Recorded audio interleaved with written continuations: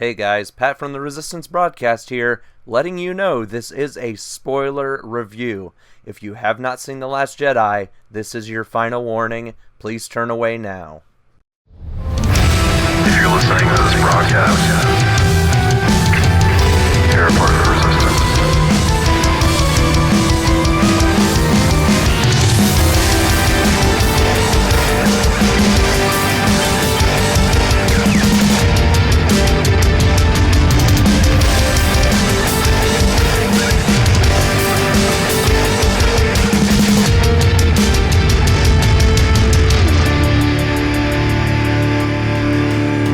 Welcome back. This is the Resistance Broadcast, episode 96. I'm your host, John Hoey. The Last Jedi is here. The movie opened this past Thursday, and we are going to break the entire thing down on this episode. The lid is coming off. We're going to do a deep dive breakdown and analysis of the movie right here for you. We're also going to announce our Art of the Last Jedi giveaway winner and our winner of the Last Jedi Challenge prediction contest. But let's kick things off by saying hi to the guys. How we doing this week, James Bainey? Oh, man, we are doing good. I had my birthday this week, so I actually feel like I won all the contests. Some of the gifts I got were the Episode 8 Visual Dictionary, the Art of the Last Jedi, and I have a shirt on the way. More on that later. That is very cryptic and interesting. I can't wait to find out about that in a little bit. And this guy is already in line for episode 9. What is up, Patrick Covey? I don't know what you're talking about episode 9. I'm in the solo line first. Good to be back on the show again. Let's talk some Star Wars tonight, boys. There's another movie. Forget those saga films. I got to get my standalones in. Yeah. And a grown man, secure enough with himself to bring a stuffed animal to the movies. What is up, Bill Sheehy? I am doing great. The Last Jedi has nothing to fear. I also have a 56% rating from the audience on Rotten Tomatoes. So it's fine. I'm doing great. Porgal the Mutcher loved the movie. I'm so ready to talk about it. Let's talk some Star Wars. All right. And talk we will, but first, we need to announce our winners. So the first one that we did was the simple follow and retweet contest for the Art of the Last Jedi book. And we had a lot of entries for this. I think over 250, if I remember correctly. And the winner of that, and this is going to be tough to say, but it is at Sulcus and Jiris, Jira Binks. So I assume that's your real name. So congratulations for winning the Art of the Last Jedi. And I did that in one take, so I don't know how. But we'll message you and get your information and get that book out to you. So congratulations for winning that book. Yes, very good. Very good. Thanks for entering. And now, the Last Jedi Challenge, guys. That was a trip. I mean, I think all of us here tanked on that one, but I think I wound up winning with 13 points out of 30. So yeah, it was really close though. It was like 10, 11, 12, and 13 or something. Yeah, we didn't do very well. And Val didn't do that good either. I think Val had 10 points. So yeah, he sorry, tied with Val. me. Yeah, he tied with Pat. But we're just going to run through the answers, what wound up happening real quick. So the first question was, will anyone besides Chewbacca fly the Millennium Falcon? The answer was yes, Rey. 2, will Palpatine be mentioned? The answer is yes. 3, will someone eat a porg? Almost, but the answer was no. 4, will Snoke use Force Lightning? He certainly did. And 5, will Luke use a lightsaber? Yes, he did. 6, will we see a Force ghost? We most certainly did. 7, will the Knights of Ren show up? No, they didn't. And I think everyone bombed on that question. 8, will Phasma remove her mask? No, she didn't remove her mask. 9, will Rey or Kylo lose a limb? Sorry, Pat. That one was a no. It was so close. I was pulling for you, too. Yeah. It was close, like a few times. And 10, will a major character die? And boy, did I strike out on that one. Big time. Me and James both. Everyone did. That was a big yes. And we are looking at new character, Holdo. We're looking at legacy character, Luke. Big baddie, Snoke. And probably the most underused character in this trilogy, Captain Phasma. R.I.P. Phasma. Which is, James, you were pushing that book so hard. I was so surprised they just wiped her out like that after everything. And like you brought up a good point to me on the phone Yeah. yesterday about her backstory, right? I know I've seen a couple things too. I'll get into Holdo in a little bit. I think that generally though, I'm not surprised that they killed off the character, but I am kind of surprised at the character in general. Maybe not. So we'll get into All that. right. And the open-ended ones were wild. This did not go the way we think. But Did not at all. It really didn't. Yeah. Who will have the first line of the film was a resistance fighter, resistance officer, who will say, "I have a bad feeling about this," and it hasn't been confirmed yet, but everyone is believing that it is BB-8 saying it to Poe at the very beginning of the film, in which Poe responds, "Happy beeps, buddy, happy beeps." Which would be great if that is confirmed by Rian Johnson, which hopefully he does at some point. But otherwise, which too, not to mention here that Leia also says, "I'm going to have to agree with the droid on this one," which then kind of confirms that it makes sense that BB-8 would have said, "I've got a bad feeling," and then she would say, "I agree with the droid on Leia's this one." like, "Yeah, I had that feeling too when we were in a worm in an asteroid in Empire Strikes Back." It's like, oh, that. So he is saying that. Okay. Yeah. And the last one, who will have the last line of the film, and everybody struck out on this one because no one expected this. It was the kids on Canto Bight who were talking about Jedi Master Luke Skywalker, or you can even say the Father Keeper, and I believe his line was, so take your close. It was actually that was my Got bad. the ers just right. Okay, so for the verbatim I looked that up version, on Star Wars Leaks. James has it on the verbatim tonation there. Okay, so those were the answers, and our winner, we had no ties, thankfully, because that would have been we would have had to have rolled some Millennium Falcon invisible dice for that one. But our winner was, and she put Rian Johnson in the middle of her Twitter name, so it says saRIAN JOHNSONah. So it's Sarah Hass at SEH221. You won the Last Jedi Visual Dictionary. Unbelievable. Congratulations. And Very James just said he has this book, and he showed me some pages from it, and it looks like it's going to just enhance your experience of watching The Last Jedi when you watch it the 4th and 5th and 6th time, Sarah. So congratulations. But that's not all. You also win, and we're kind of going to make an announcement here. So the guy who just set up our little store, why don't we let James announce what you're going to win here? Go ahead, James. So we have 3 new shirts. We kind of teased that last week. We mentioned that there were 3 shirts coming, but we have 3 new shirts. They are up on the site now. You can go purchase them.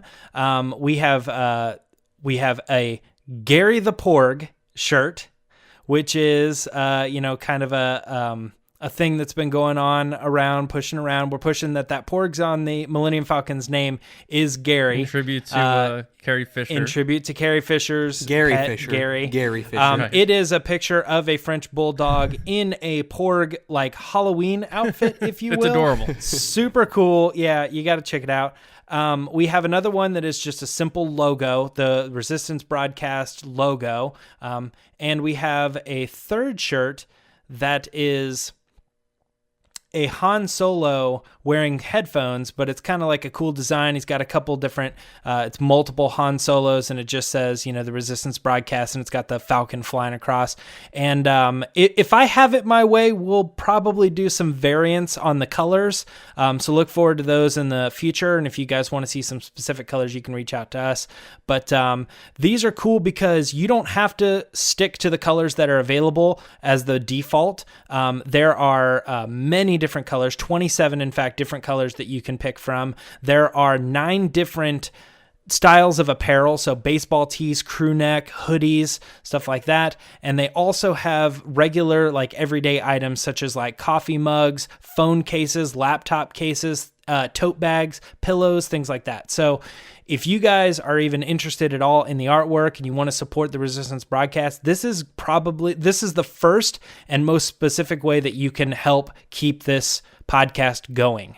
We're going to be unbelievably appreciative of anybody who wants to take part in purchasing these t-shirts or purchasing these pieces of merch. So if you guys want to head over to teepublic.com and then just search for the Resistance Broadcast, you'll be able to find all of our shirts, and you can find our new store available there. However, the winner of this contest doesn't even need to think about it, really. She can go check out the shirts that we have and just pick one out and message us, and she's going to be getting one in the mail. So there you go. Congratulations, Sarah. And yeah, like James said, everybody head over there to Teepublic, shop around. It's the holiday season. Like I said, I'm going to get myself one of these mugs. These 3 turkeys have to each get me a shirt because I won the contest. Dang it. I never agreed to being a turkey. I just want the audience to know that. So I'm gonna be swimming in Resistance Broadcast swag, and I'm gonna wear it every episode just to rub. I'm gonna wear all 3 shirts at one time just to rub it into these guys next week. But That's overkill, isn't it? That's like splitting somebody with a lightsaber that they don't know is coming, right? oh, we'll get into that. But long story short, with all that, definitely head over there, check out our stuff, get yourself a mug, get yourself a t-shirt, and get in the mix, and support the show. We really appreciate it. And now the time has arrived. We've been waiting, 2 years for this episode, this moment. We are going to do a spoiler, and I'll say it again, spoiler breakdown of the entire movie right here. It's going to be a big, deep dive analysis and breakdown of the entire thing, and we're going to go chronologically here through the movie. So first, we're going to start off, of course, with the crawl of the movie, which everybody has seen. All right. So Bill, before we go over the crawl here, why don't you read it for us? All right. The First Order reigns. Having decimated the peaceful Republic, Supreme Leader Snoke now deploys his merciless legions to seize military control of the galaxy. Only General Leia Organa's band of resistance fighters stand against the rising tyranny, certain that Jedi Master Luke Skywalker will return and restore a spark of hope to the fight. But the resistance has been exposed. As the First Order speeds towards the rebel base, the brave heroes must mount a desperate escape. I felt like I was listening to an audiobook there. That was good, Bill. Thank you. Thank you. Chapter 1. Chapter 1. So what do you guys think of this crawl? Like when you read it, were you like, whoa, or was it one of those things where you were kind of like, meh? I mean, Directly, straightforward. Yeah, that's how I took it. It made sense. It conveys everything you need to know, and then it just kind of boom, you're right into the action. Pointed out the word decimated was in there. Obviously, Yep. we all knew that was coming. And then by the end of this crawl, I remember that last line, talking about how the First Order was headed towards the Rebel base. It just immediately meant that was confirmation for me that we're not going to start with Luke and Rey. And then I turned to my friend and I said, "So Dakar," and he's like shaking his head. So yeah. Right. Yeah, I noticed we see the word spark, and that's in that line that a few people use in the movie. We are the spark that lights the fire, So I don't know if Johnson just likes the word spark, but he employed that in the text and in that quote a few times in the movie. But yeah, I agree with you guys. Lesser known fact, they were actually sponsored by Spark Energy Drink. That's true. And it was required that they said this like at least 20 times in the movie. So, yeah. Wow. No, I'm just kidding. I'm teasing. Oh, I thought you were yeah, wow, serious. new Okay. information. No. Exclusive. That would be the worst, most ridiculous thing. Another word that stood out for me in this crawl was merciless. They made it a point to show that the First Order wasn't just going to stop at one little attack, and throughout the entire movie, they literally were merciless. Yeah. Yeah, in the visual dictionary, it actually points out that the First Order has no problems committing a mass genocide against the Republic. You know what I mean? By blowing up the planets with Starkiller. Oh or yeah, whatever. absolutely. And yeah, there was such an urgency there where it was almost like Hux knew that he had his foot on their throat, that he didn't want to let him slip away. Hence the whole General we have them on- Hugs? Did you say General Hugs? Yeah, Hugs I said or General Hugs? Hugs, brought to you by Huggies. There's a lot of sponsors in go. this deep dive. All right, so we have our straightforward crawl, and then we go into the opening of the movie, which I said has immediately become my favorite opening to a Star Wars movie. When I really thought about every movie's opening, most of them are quite slow. This one went the exact opposite direction for me. So let's get into it. So after hearing your review and reading it beforehand, I was like, well, what's it going to be? What's going to happen? And so immediately completely agree. Going in and then seeing that one little X-Wing is coming, and you're like, oh, that's Poe. Oh, that's Poe. And then it stays so true to his character. everything that I loved about him in The Force Awakens is immediately evident in that he's back and better than ever in this one.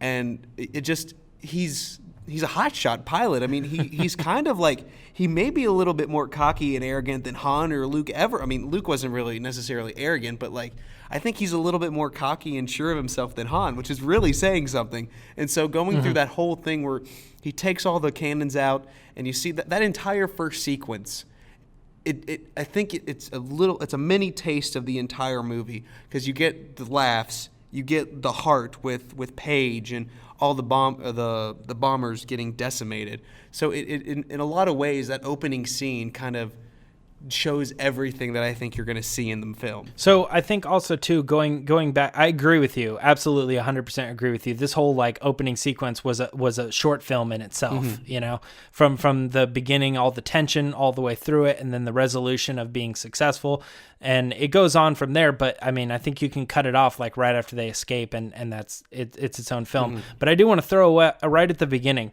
So pan down, all right, there's the tradition, and then falling like towards the planet immediately, we're all thrown for a loop. We're like, okay, so 50% tradition, pan down, and 50% like something completely new we've never seen before. Right.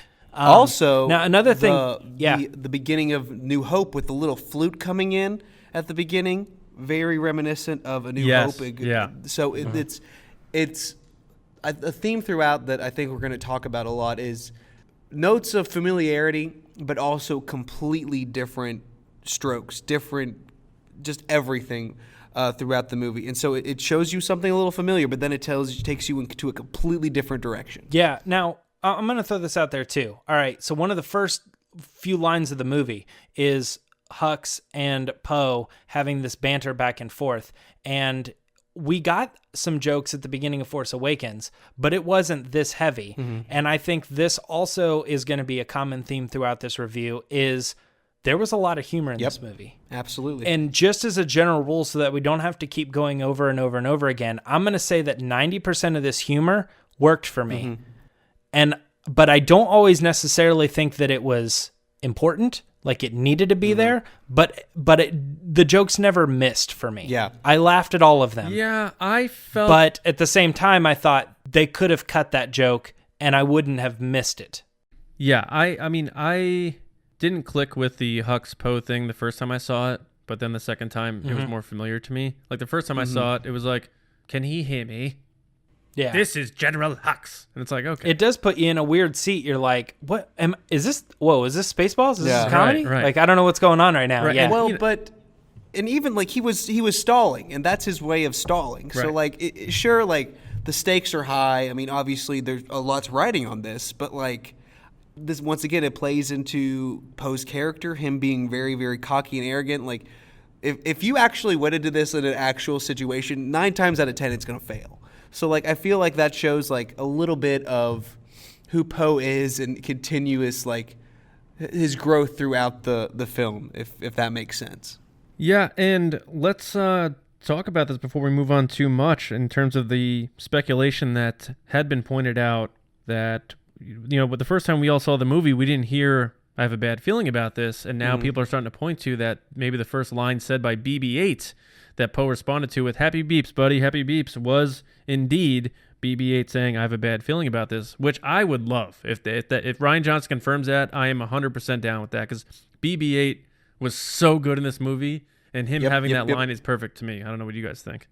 I agree. I think that I wish that like they maybe would have had someone else do it where we could have actually understood it, because like having to like confirm it after the movie comes out instead of like in the movie is the most Rian Johnson thing ever. Yeah, exactly. And like once again, I agree with you. I love it if that's the case, but a little irks me a little bit, you know, because like once again, I wanted to win all those T-shirts, and the fact that Finn didn't say it was a little bit worrisome, troublesome, whatever some you want to think. to me. So yeah, I love it. Pat, how do you feel about this scene? Do you feel like it was maybe it was perfect, or was it too dramatic? You know, I mean, slow motion, like got to kick the ladder, the thing's falling, she misses it, she grabs it. You know what I mean? What was going on in your mind? Well, as somebody who's trying to put up a last stand, when you're thinking, I am the last bomber, I am the last hope to blow this thing up, you can understand the risks and is she going to do it? Is she going to fail? You don't know. The stakes are super high. The moment that caught me off guard is when she opened her eyes after we thought she had gotten knocked out, and you see half of her face. That's such a Rian Johnson shot of just that half of her face. And then the way she caught the remote underneath the grate. She caught it under the grate and then pressed the buttons. And that shot of all the bombs falling down underneath her as she's just laying on her back was so beautiful in that. And I really enjoyed that. I even enjoyed the stuff with BB-8. I thought that was kind of hilarious how he's like just trying to like get things to stop. It almost reminds me of the old pranks of like on television where you see like the aquarium and there's like a little leak that springs and you're trying to plug the hole and you're trying to get the next hole. It just reminded me of something like that. So really funny and also very powerful at the same time. I was also very kind of, I guess, like, you feel all the emotions you need to feel in that scene. And especially, like, at first when, like, she kicks it and it finally comes off, you're like, yeah, she got it. And then, like, you see it go off and you're like, no, it's good. Okay, so it's going to be one of those movies where it's really going to be kind of like, okay, they're really on their backs against the wall, but then she catches it. And I'm like, oh, yes. Exactly. So, I mean, all the emotions that, like, you want to feel at the beginning of a movie are there. Right. And so that, And the Resistance gets away. They go into hyperspace, but yet we know that we find out very quickly that there's a subplot here of the First Order having a bigger grasp on this rumble, if you will, than we thought. They have this new device that allows them to track them through hyperspace, and they just pop right back up, and now we're in a different dilemma than we were. It's not as simple as just getting away at this point. And this basically sets up like 50% of the movie. Like a lot of the movie is this process of going from where we started at Dakar to Crate. Right, and the side junk to this, on a parallel, you have Finn waking up and he's screaming for Rey. So he in his brain is waking up in the forest, and he like he's so disoriented. He doesn't know what's happening, and all he cares about is Rey. And his mission is, I'm gonna take this tracker. I'm gonna get out of here so that Rey can find me. Rey. I'm out of here. And then Rose stumbles upon him, jacks him up with that taser. In the meantime, we're on the precipice of this huge explosion that's about to happen. So in terms of those two parallel situations going on, where were you guys at watching all this stuff go down? I absolutely love this exchange between Finn and Rose. Like, I think it absolutely perfectly sets up Rose's character, and since we're talking spoilers, it sets up an ultimate romance, because she's I don't want to say that she is younger than him, but she perceives him like he's older and he's more experienced. Well, she like looked this up warrior. to him. So she has this like infatuation with him right from the get-go. And as they continue to grow and learn each other, she actually turns that infatuation into a love. But yeah, this exchange at the beginning also is very reminiscent in reminding you who Finn is. This is like, I'm with the Resistance. You know what I mean? It's a big deal. And I know he's trying to play it off like he's not part of the Resistance now, but he's also trying to play it off like he wasn't trying to get away, you know? So this is reintroducing us to Finn, and I love that scene. I love, like, just talk a little bit about him waking up. I absolutely love, like, his reintroduction into the film, where he's got all the back-to-bags on him, I guess, if you want to call it, and then BB-8 and Poe have this, they see him, and they're like, leaking bag and Finn, what? Yeah. And so that leads into where's Rey. The entirety of the film is just so well directed, and just kind of, there are parts we'll talk about later that kind of drag for me, but like on the whole, like I feel like that it moved seamlessly, and Rose and Finn's chemistry was evident from the get-go, and just our introduction to Helen Marie Tran is her sitting in a corner crying. Right. And that's got to be hard if, like, that's your introduction into Star Wars. You're sitting in there crying, and then you stop someone you look up to from, quote-unquote, escaping, which, I mean, I loved the scene. Yeah, and I love Finn not knowing how to get rid of her, so he thinks saying "May the Force be with you" will make her go away, and it just didn't work. That made me laugh. So then the explosion happens. I immediately think Leia's dead. I'm like, oh, Lucasfilm lied to us the whole time. And That was it. That was the I scene. was like, she's dead. And then obviously I forgot about everyone else. I'm like, Leia's dead. And then it turns out she didn't die. And what do you guys think about the very controversial thing that happened with Leia and her how she didn't end up dying? Well, they let you sit on this for a minute too. Like my first thought is for some reason, I know she like gets sucked out or whatever, but like the way there was like an explosion, she comes down. I honestly thought it was like edited. Like we took a standing shot of her and made her like do something to make it look like she's getting blown out. And I thought, okay, well then they just solved it. But then they never they didn't resolve it. Like it wasn't immediately like, look what you just saw. They moved on to other stuff. And I was like, was that it? That was the moment? Then they cut back to her, they show her in space, and I'm thinking, okay, all right, well, here's our official send-off. Yeah, I did too. We're gonna watch her freeze and say and goodbye, and she'll do something, and then she does this hand thing out, and she pulls herself into the ship, and I think this is one of the first things in the movie that signifies what we're gonna get, which is these are things that fans have been wanting to see for a very long time. And I think that Leia not really having anything to do with the Force after all those years, we got The Force Awakens and she really didn't do anything with it. I think some of the diehard fans were a little bit let down. So I think Rian Johnson kind of came in here and said, no, she can do it. She has an attachment to the Force. And I feel like this is kind of a, sorry for the Dragon Ball reference, but she kind of Goku'd it, which means like she couldn't normally do this, but in a dire live or die situation, she reached out and trusted and put her faith in the Force, and the Force took care of her. I don't think she was like, well, nobody's ever seen me use the Force, so I'm going to go ahead and use it in this scenario to save my life. I think this was like the Force taking care of her. I don't think there's ever been like fully kind of all-encompassing like, okay, this is what you can do with the Force and this is what you can't do with the Force. So I know a lot of people are upset with this and it's controversial, no doubt. But I think that in the context of the movie and the context of what we know about Leia, who, regardless of not being trained by Obi-Wan or Yoda or whoever, she's obviously very powerful in the Force. And this is finally our representation, our view that she's got that, which is exactly what you said, James, and I couldn't agree more, honestly. And then, because my first initial reaction when she got pulled out was like, oh shit. Like, it kind of just like, that, like I kept on. I knew this movie was going to take risks. I knew that was going to happen. I didn't think that that's like how they would kill Leia, and that's like my first initial thought was like, oh, okay, well, that's how they're going to do it. So yeah, very surprising, but I think that it makes sense all around.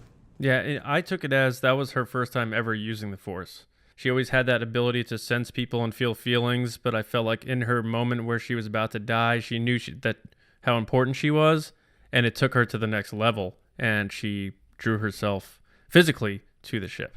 That's how I took that. But now someone else is taking over because Leia's out of business. So Holdo comes in and kind of throws Poe for a loop because he had no idea that that's what she looked like. You know, he made the joke about that. He was expecting probably someone more military looking. And you have this elegant woman coming in. And then that's when Poe decides to hatch a plan because he doesn't like what's going on. So what do you guys think about the whole plan that was hatched by Poe to get things going? I loved that Poe felt like this might have been his opportunity to get the promotion, and then to hear that it was somebody else was a good kind of realization, you know, that he maybe wasn't in the right state of mind to take this over. But it set up this whole thing of like maybe there was some sort of like mystery, like these people like were choosing their own friends to become new leadership, and it kind of set up this whole like, who's this lady anyway? This is when we get in a little bit into like my Holdo situation, and I spent the large majority of the movie, I believe, kind of, even though I should be the one that shouldn't have because I had the backstory, I think I fell for the whole thing, and I was like, that's not Holdo. That's not Holdo at all. And it was like kind of bothering me because it just didn't feel like that character from the book at all. Now, ultimately, we got a revelation that she was doing the right thing, but I think the personality was still kind of off. And I do kind of feel like behind the scenes, Laura Dern didn't really know that her and Leia had ever really met before. Like maybe they'd been friends. I don't know. It's kind of weird, James, but yeah. You're talking about 40 years later from when you met her in that novel, correct? That's true, but then why does she still have purple hair if she's not quirky? Because everyone wants, Harrison Ford still has an earring. Sometimes you want to hang on to things while you get a little gruff, So, she may have matured a bit and become more dignified with her experiences when she was running that deli while the rebellion against the Empire was going on. Get out of here. So I don't know, but I tweeted about this. Poe was a huge part of this movie for me. He was the most surprising character in this movie to me.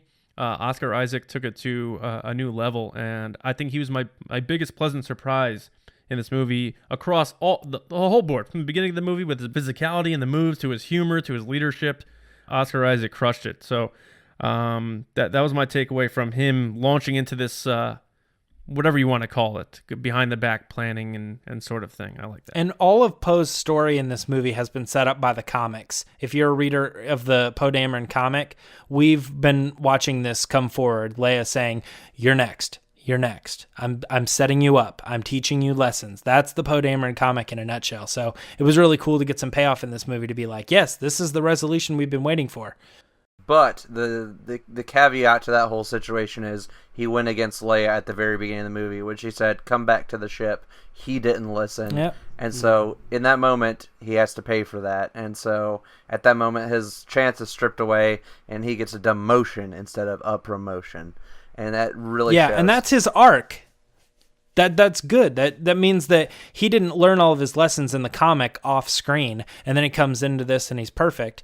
We do get an arc with Poe in this movie. He was making bad decisions at the beginning, and he was making good decisions by the end. And I feel like a huge storyline of this film is definitely failure. Failure is a big part of this movie, but we'll get into that a little bit later. And before they go on their journey to Canto Bight, I love the transition when Finn goes, "Where's Rey?" And we're all like, "Oh yeah." And it goes right to the island. And here we go. Ooh. The Jedi Steps theme hits. I start getting the tinglies as we're getting to the mountain. We see her from the helicopter shot walk up to Luke, and she still has the dang lightsaber. She's getting closer to him, and she's saying, "Here, here, take it."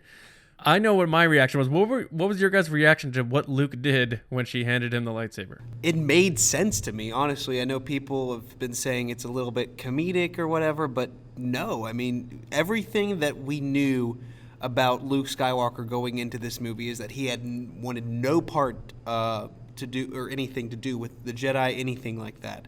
So this not only kind of reintroduced us to this grumpy old man Luke. I feel like it was kind of the perfect way because that's our childhood hero, Luke Skywalker, throwing away his father's lightsaber. Mm-hmm. That does everything you need it to do. It's shocking. It's a little bit funny, but I think in a good way. So yeah, it really worked for me. There's a reason we all failed on this test because Rian Johnson threw so many curveballs in this movie, and this is just another example of it.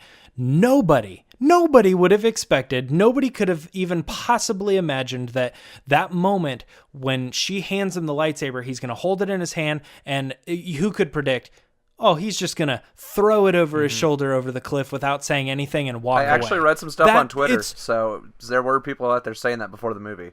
I thought that he would comedically throw it over his shoulder? I thought what? The worst thing I thought that would happen was that he would just say no and give it back to her. I like what he did, but that wasn't anywhere near what I was thinking. Yeah, it threw us for a loop. Yeah. I like her just kind of saying names, your sister Leia sent me here, and she's like, "Master Skywalker, where are you going?" And he's like, "Go away." And then Chewie busts down the door, and he's like, and Luke is like, "Chewie," and she goes, "You're coming with me on the Falcon." And he goes, "The Falcon? Where's Han?" And I was like, Yep, huge moment. And I think it was perfectly delivered that we think that's Rey. We think she's angry. She's using the Force, and it turns out to be Chewie. Big surprise, and we're all don't know. And it's for the better. And yeah, I it's thought good. that Luke somehow felt Han's death through Leia, he had no idea. Nope, he had no because idea that Han was He had dead. disconnected. Yeah. Which when That's a good point. when That's a the good line point. came up, we're all like, wait a second. You're telling me he didn't feel Han, but it gets explained in the movie. He pulled the Exactly. plug on the Force. Exactly. So it does make sense. And it's again, man, I'm going to say curveball more than any other thing. No one expected that, but it's a good explanation to how they're going to take these characters in different directions than we expected. Then we see Luke get on the Falcon, and he sits down at the chessboard, and all of a sudden his old friend R2-D2 pops back to life, and almost like he brought his tone of his voice back up to his youthfulness. He goes, R2? Yes. He sounded like a young Yeah. Luke again. Yeah, this is the first excited Luke and we've even got. like with Chewie, like I thought like he would be excited to see him. It wasn't like it was like a surprise, but like this was like you said. He didn't know about Han dying at that point, but when he was introduced to Chewie, it felt more like they were seeing each other for the first time at a funeral. Right. And he's like, Yeah. Chewie, come here. You know what I mean? It wasn't like, wow, there you are. You know what I mean? He loves Chewie, but he's got so much more affection for R2. He's been on so many adventures. And I'm going to throw it out there too. R2 is being severely underused in this I franchise. No, I couldn't agree agree. more. Because even like he's in the movie and when he's like actually doing things, one of my favorite parts is him showing the Leia message from A New Hope to try to get him back into it. Cheap move.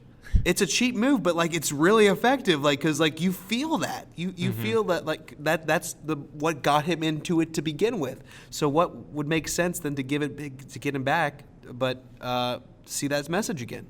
Now, I have a theory for you guys. What if they're severely underusing R2 to give us the biggest R2 moment we've never even seen before in Episode 9? What are you guys thinking?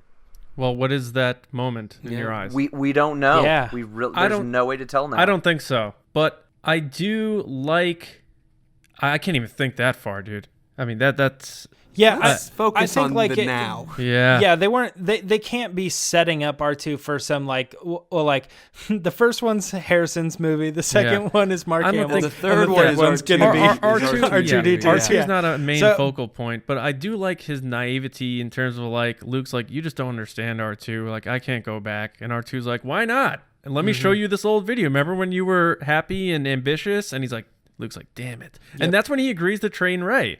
And then we kind of get into that situation where he starts giving Rey the lessons, which makes me like, I know we're jumping around a little bit on this island, but thinking about him training her, I enjoyed when he was busting her chops when she was like reaching out and he like hit her with the that twig and stuff. I feel something. I Is feel that the force. Yeah. I feel the force. Oh, But Again, that's some humor, but I mean, again, I laughed. Yeah, you know, I did too. I It laughed. I worked. thought it was It fun. worked. I had a good time with all that stuff, and it works. It reminds you of Yoda, and that's a good thing. And we also have like Rey following him around when he didn't want to train her, and we have all the jumping across the cliffs. We Yes, have the great like shots. milking of That- the animals, that- and we have okay. the fishing scenes and stuff. And it's like this is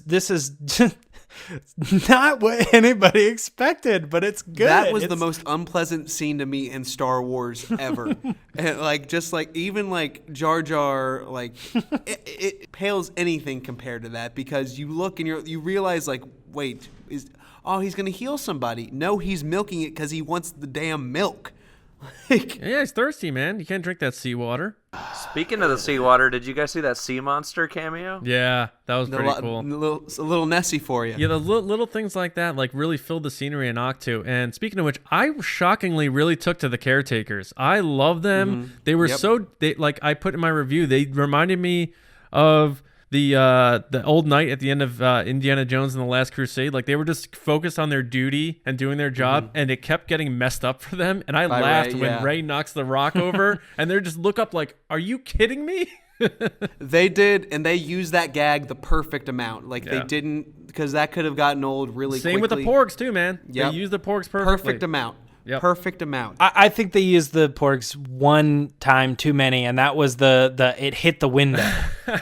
Porgal doesn't I was like, appreciate that. He saw. I talked. I'm fine with every other Porg reference in this movie, all the jokes, all the cute stuff, all the like he's getting beat around or whatever. But I was like, the window one is a little slapsticky just a little too slapsticky for me. But I agree with the caretakers, and I actually think, having looked at the visual dictionary, I think that there's a good amount of footage that involves the caretakers and their like small city and what their lifestyle is like. I guess the men come in and they're there for like a night or a week or something like that, and then I guess that's when like mating happens or something along those lines. But they were having like a party in the visual dictionary, and we saw a lot of these images, and we saw a lot of specific names, like there's this caretaker and this one, and we didn't get any sort of personality. We got personality like they're all the same, but we didn't get like, well, this one's John and this one's Sally and they have different personalities. But I think that stuff is going to come in the deleted scenes, but that's totally based on just images from the visual dictionary. And this one's voiced by Whoopi Goldberg.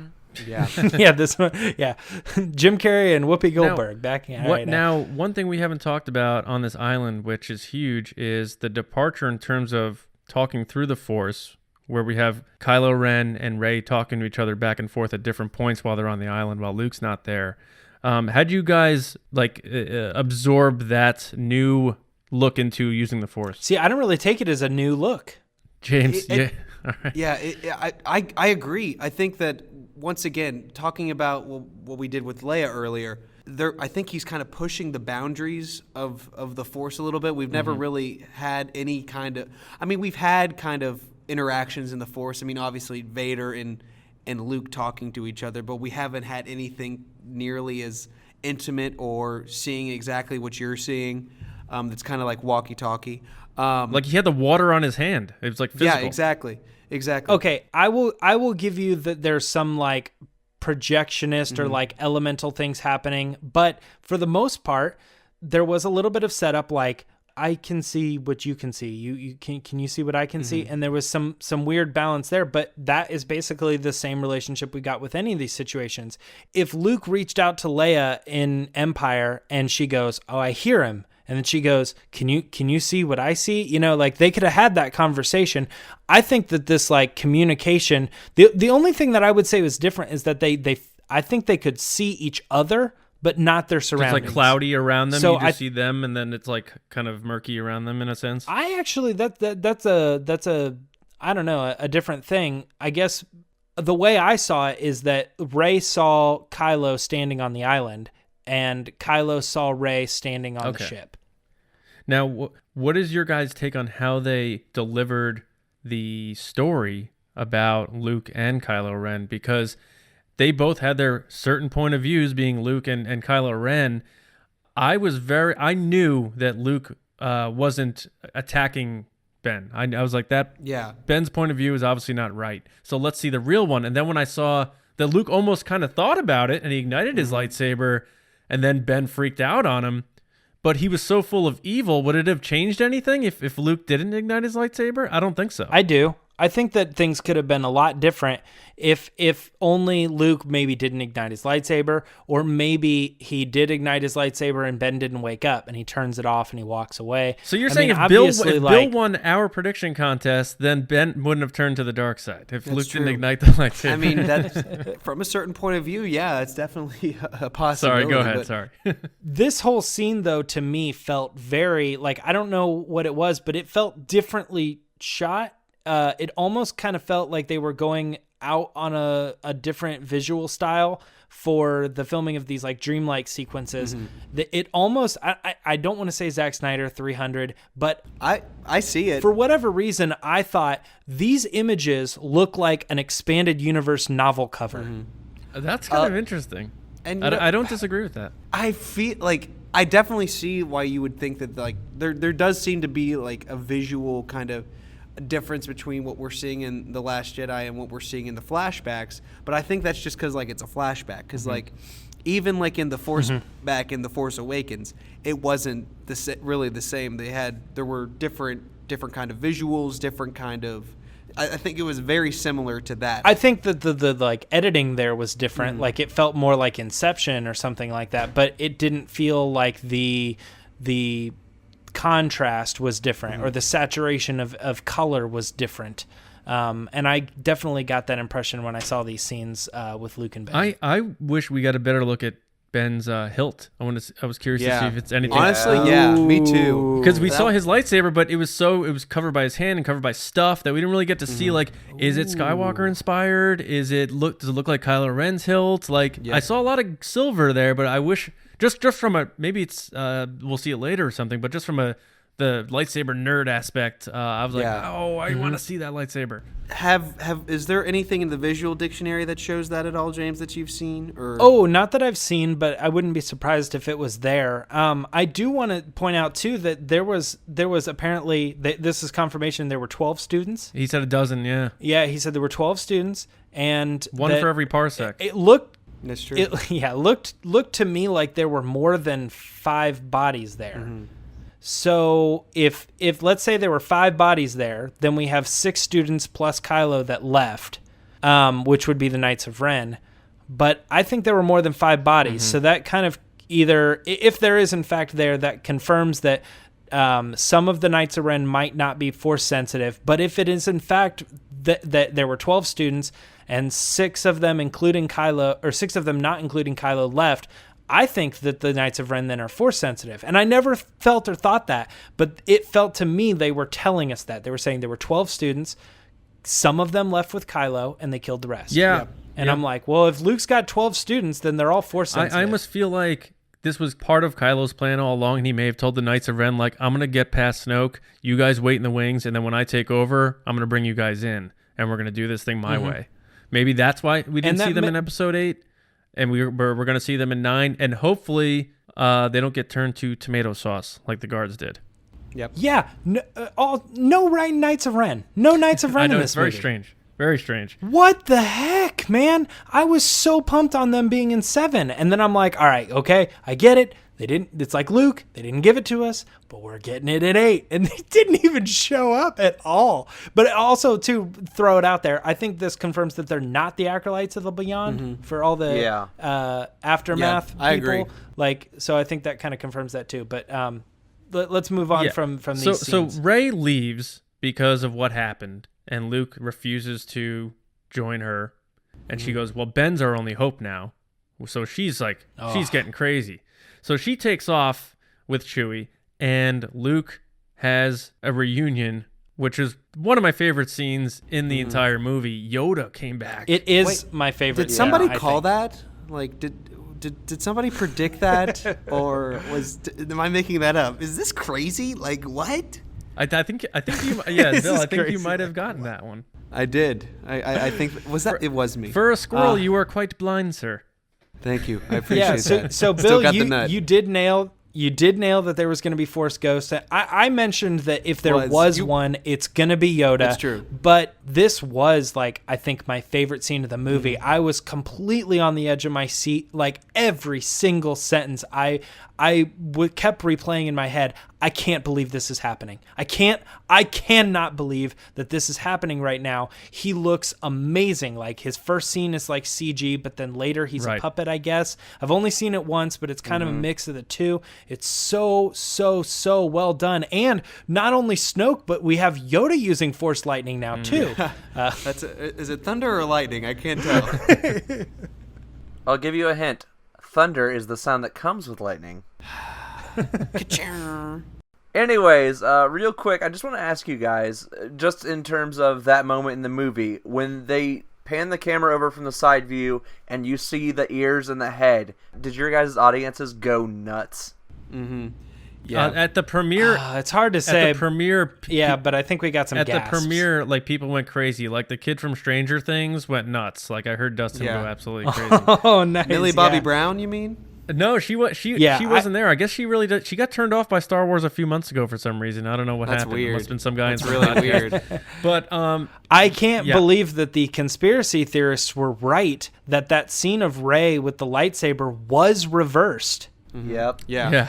She doesn't lift the She's lightsaber up right. like she does in the trailer. She's lowering it, and it was in reverse. I was like, really? I was like, the conspiracy theorist that, like, I think that it's a play backwards. That made and I'm sense. like, that was just really? trailer misdirection. Mm-hmm. Yeah, but exactly. In terms of Yoda, James, you are right. Like, seeing puppet Yoda again and not, like, crack baby episode 1 puppet Yoda, like seeing Yoda again and his humor. And it wasn't his, like Frank Oz, I really think, I hate to say this because I love him, but I really think he like turned Yoda into Grover in the prequels with his voice. A little bit. He brought back like gruff but like humorous sounding Yoda again, and that I have to give credit to Rian Johnson there because he obviously directed that.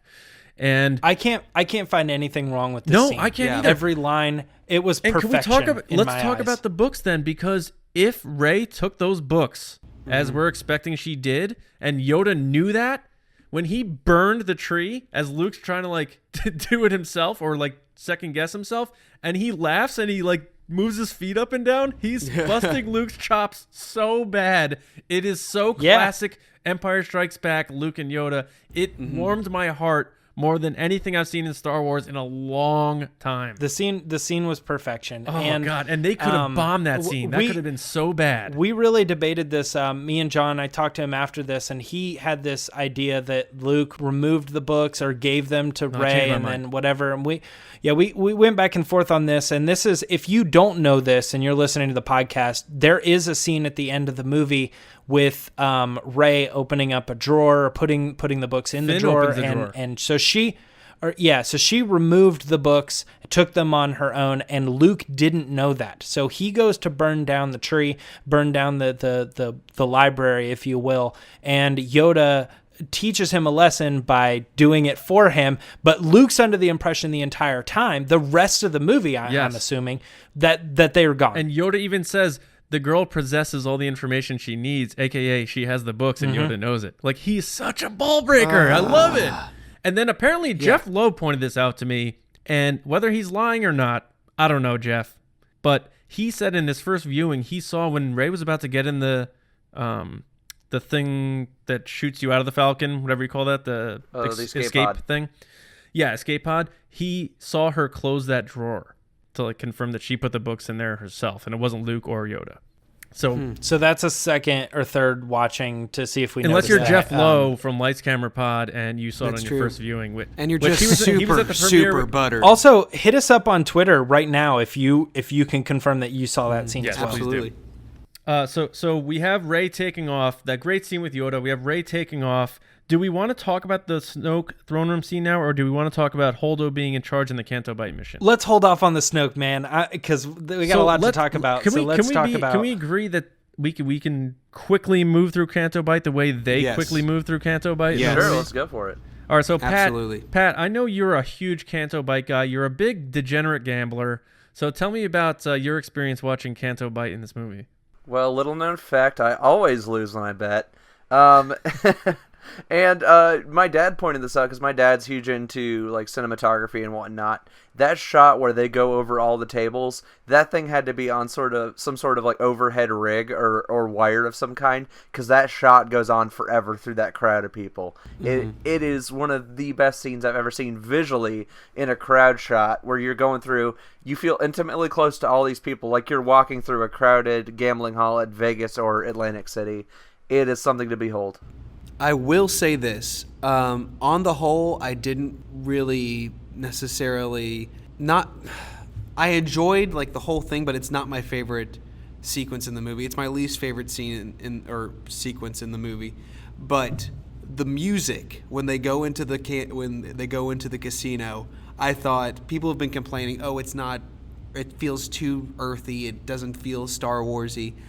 That music, I mean, that feels like the Cantina band, but like for the casino, and I loved it. And like, it was like even jazz, and even like listening to it today, like listening to the soundtrack today, like that was probably, it's one of my favorite tracks from the movie. Yeah.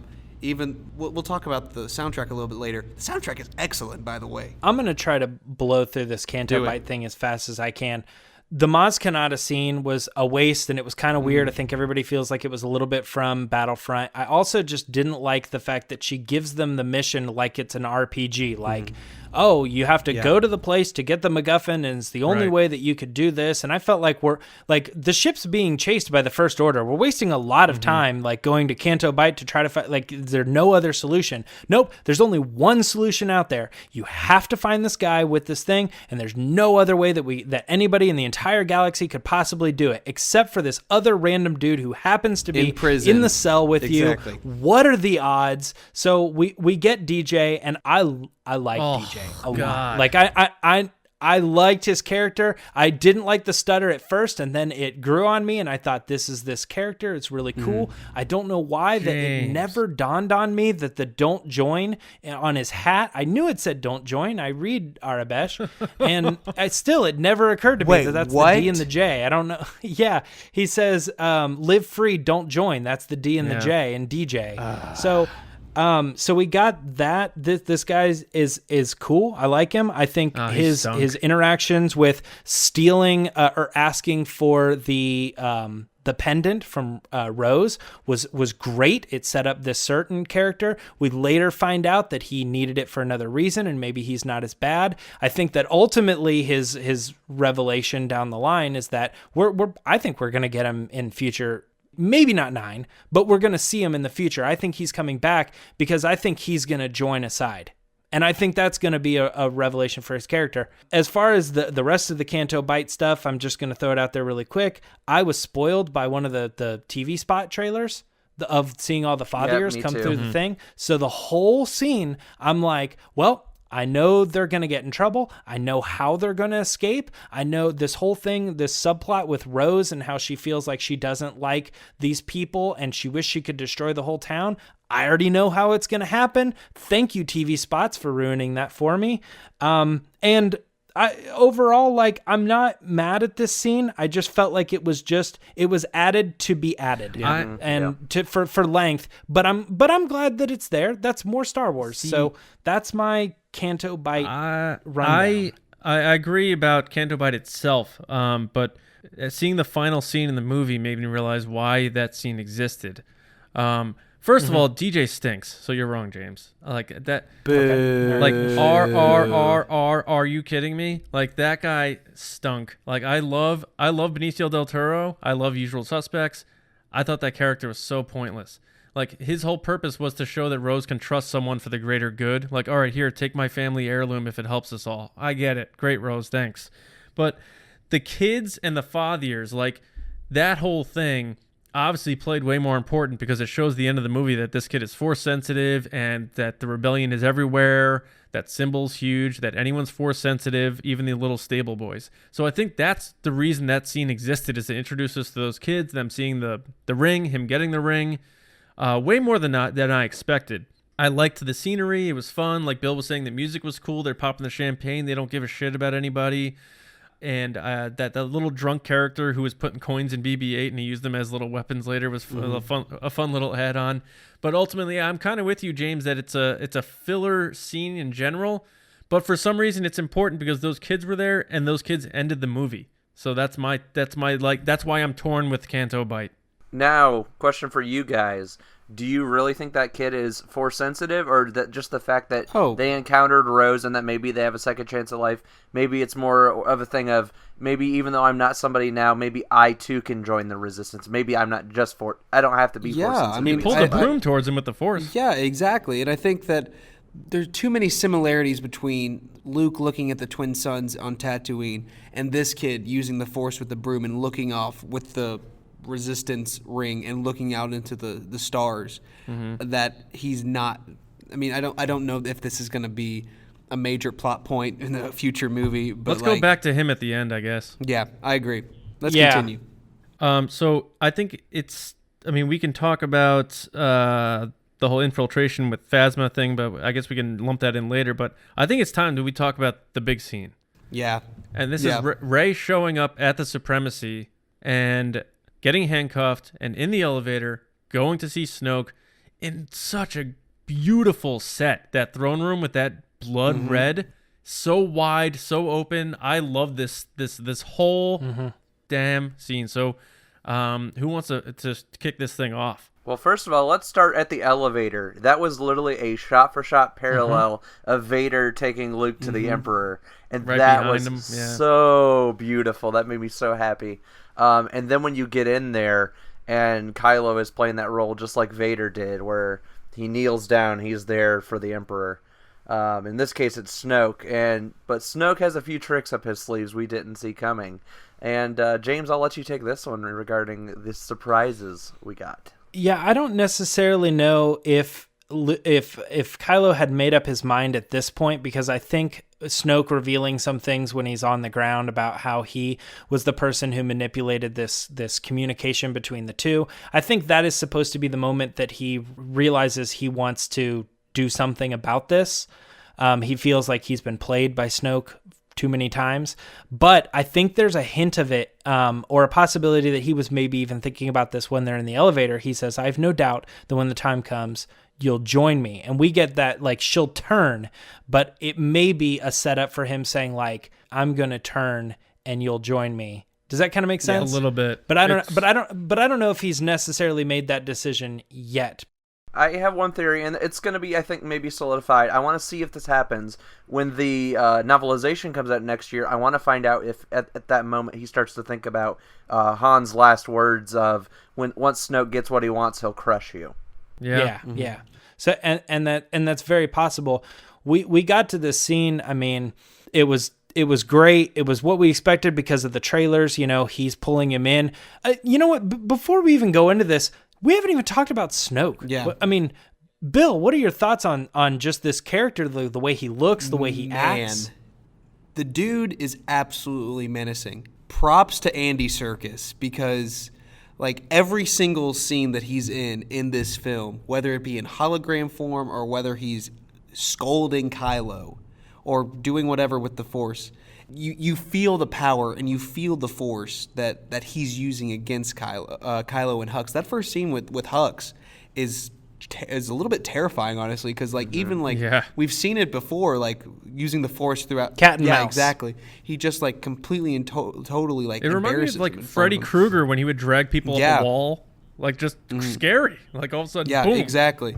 And so like this dude is incredibly powerful in the Force. Like it's even that little like that Force lightning shock that he sent onto Kylo was like, oh shit, like this is not your.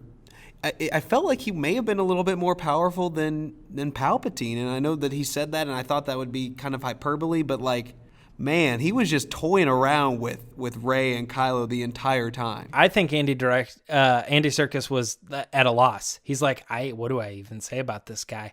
Like, there's nothing in the movie that hints at all that he's more powerful than Palpatine by any means, in my opinion. And Did you? I mean, Andy Serkis knows he dies, so he's like, yeah, he has unlimited resources. Where's that coming from? but at the same time, like, did Palpatine ever do anything like that scary in a film? I mean, like, he's just basically pushing and toying and Rey around and Kylo around. I mean, Kylo Ren in a film, maybe not, but I do know that Palpatine is super strong in the Force, and he could have easily done those same things. I do know that, like, in the comics, they pick up right after Vader goes like, "No!" Yeah, right? yeah, And you're right. In the comics, they kind of describe it as Vader blasts Palpatine against the wall, and then Palpatine gets up and he walks over to him, and then he says, "Don't ever use the Force against me again," and he slams Vader to the ground.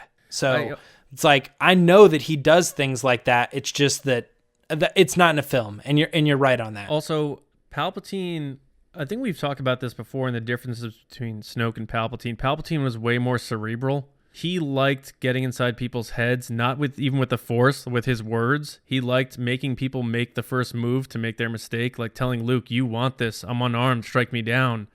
Whereas Snoke literally flung a lightsaber around the room and dinked Rey in the head with it. Yep. Oh, that's you true. know. Yeah. So like, I feel like Snoke was more arrogant and flashy. Look at his outfits. Yeah. Where Palpatine was his jewelry. Yeah. That black diamond is a piece of obsidian of hardened ash from the basement of Vader's castle. Which we now on know, Mustafar. if you've read the Darth Vader comic, is the same spot where he formed his Kyber crystal. Yes. Very cool. Sorry, where he And bled cool it. That's what connectivity it there. said, bled. The question is, did Yeah, Kylo grab it before he took off? But in terms of, like, this was the biggest moment in the theater for me, in terms of the audience. When Yes, I agree. when he ignites it and you see Snoke's face, but you just see blue, knowing that it went through him, and then the lightsaber comes and Rey catches it, the audience went bananas.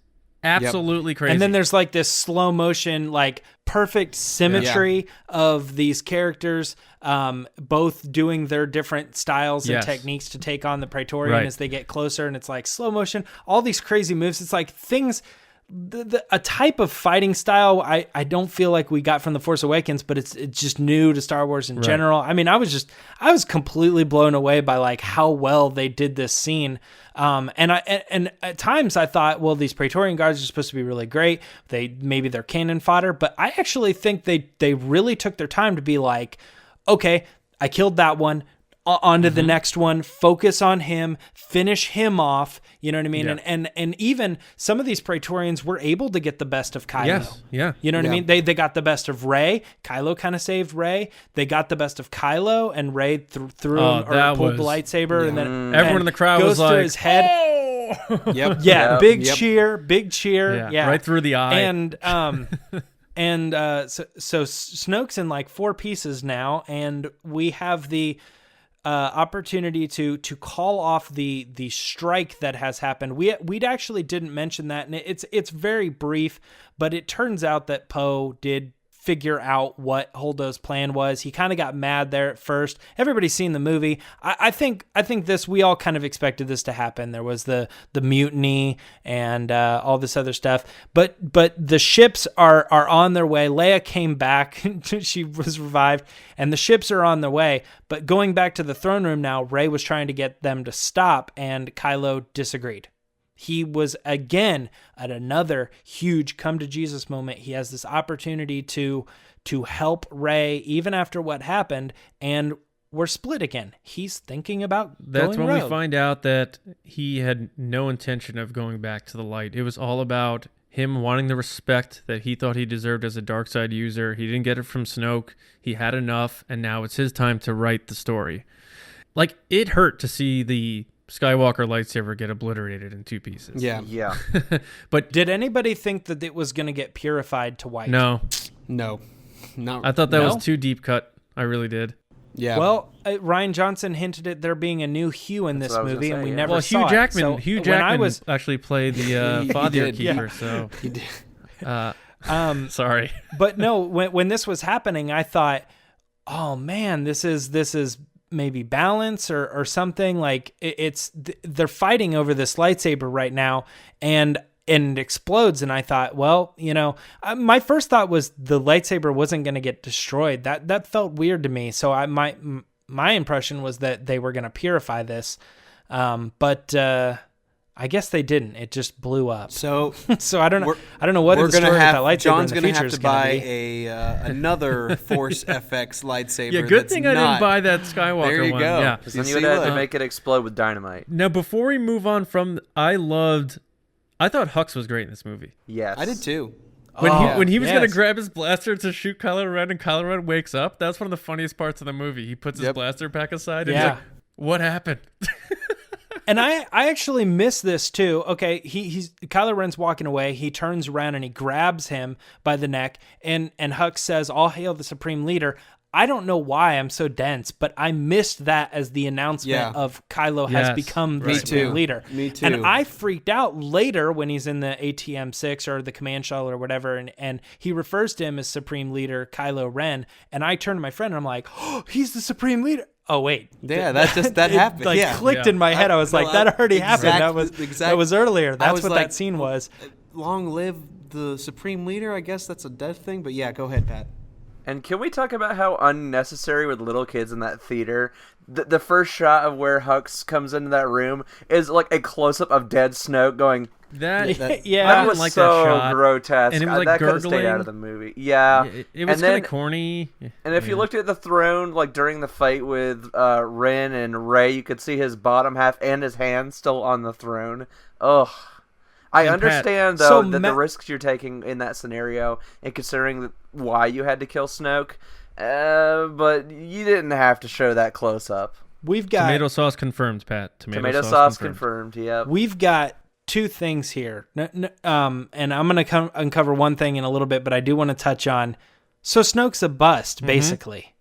Like, Yep. it was a huge setup for this first movie, and we're like, oh, just wait till we get into this character. He's going to be insane. And basically, Snoke was a misdirection tool for these filmmakers. And I don't know. I wonder if JJ was like, dang, man, I tried to set that dude up to be something different, and Ryan No. Johnson took him in a different direction. The you only don't reason why I think? say that is because I mean, Ryan Johnson wrote 8. JJ But JJ didn't, was executive so- producer of 8.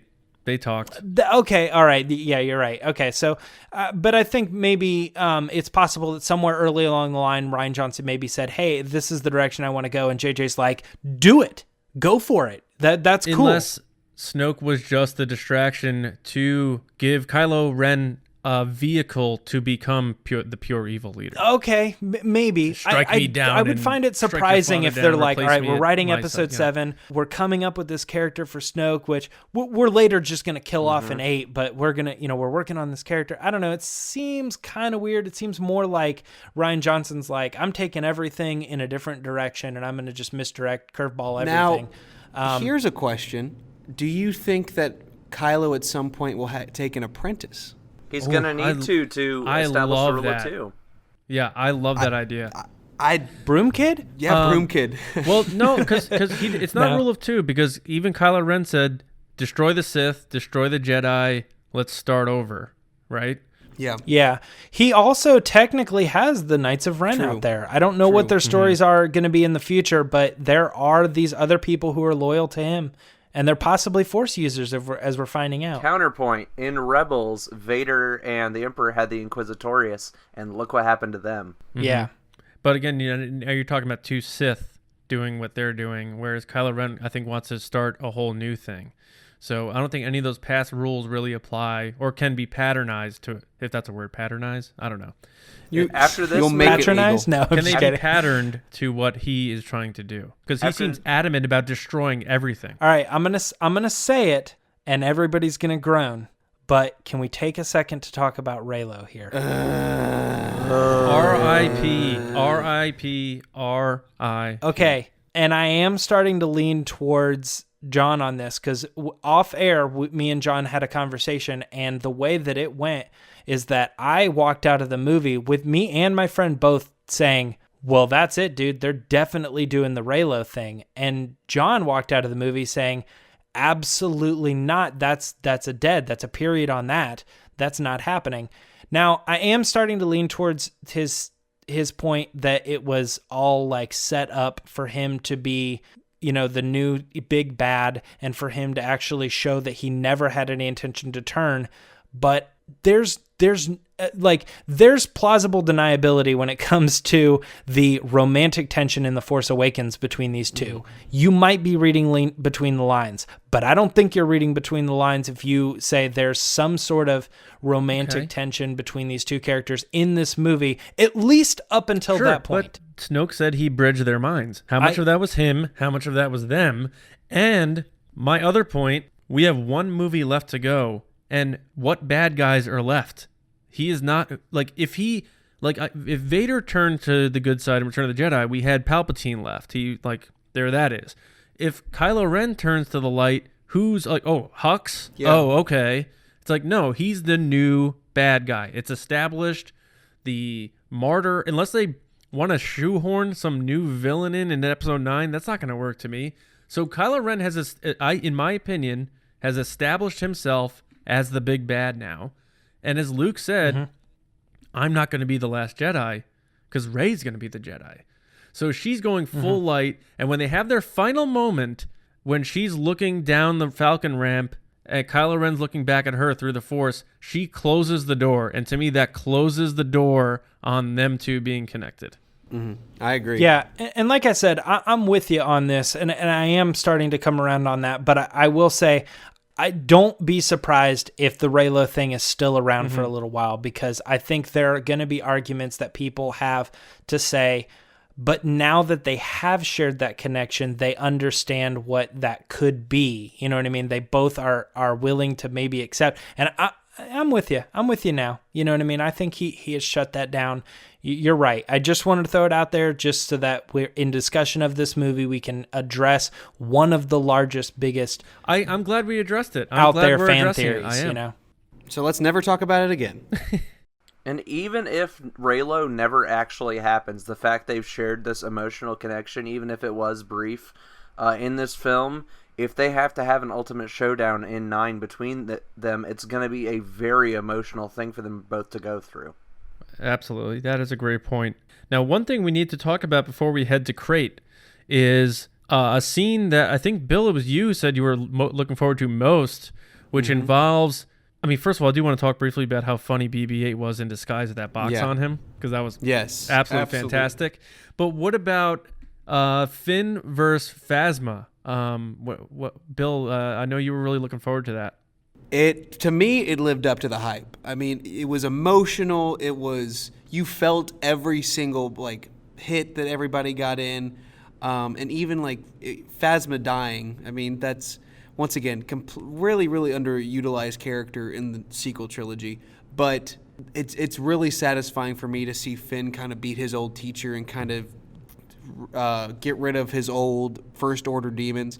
Now, to get to that point, you get to one of the coolest scenes in the whole movie, Holdo ramming the damn thing into it, which is really, really cool to me. That the entire theater when that happened.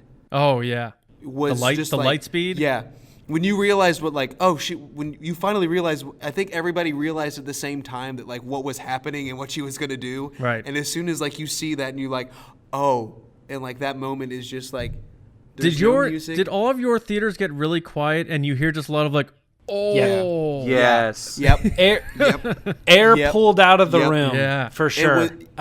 So many emotional cool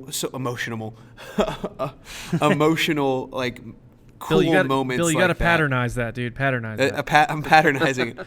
No, but I think the sound went silent there too in the movie. So Yeah, it exactly. was double sound Exactly. getting sucked out of the room. Yeah, it gave everybody a time to really soak in that moment of how maybe we didn't explain it exactly, perfectly. We show her, we show the light speed, then we show the ship, you know what I mean? And it's kind of let's let our audience soak in what this person just did, Right. Her sacrifice. And I'm going to throw this out there too. I kind of teased it earlier, that Holdo has a shift after Leia comes back to life. And this is when she's kind of been revealed as actually a good character who had this plan all along, and she's willing to stay on the ship and send them in a different direction, and which means she's basically sacrificing herself already. She actually really puts it to the pedal to the metal a little bit later, but she was really giving herself up and sacrificing herself just by staying there and letting Leia and everybody else get off the ship. So this actually made me think maybe that is the same Holdo, because they were holding hands and they were saying goodbye. Oh, that was a good moment. And I kind of felt, I kind of felt may the force be with you, and Leia's like, I've said it enough. Yeah. You say it. But fantastic scene. Beautifully shot, to quote George Lucas.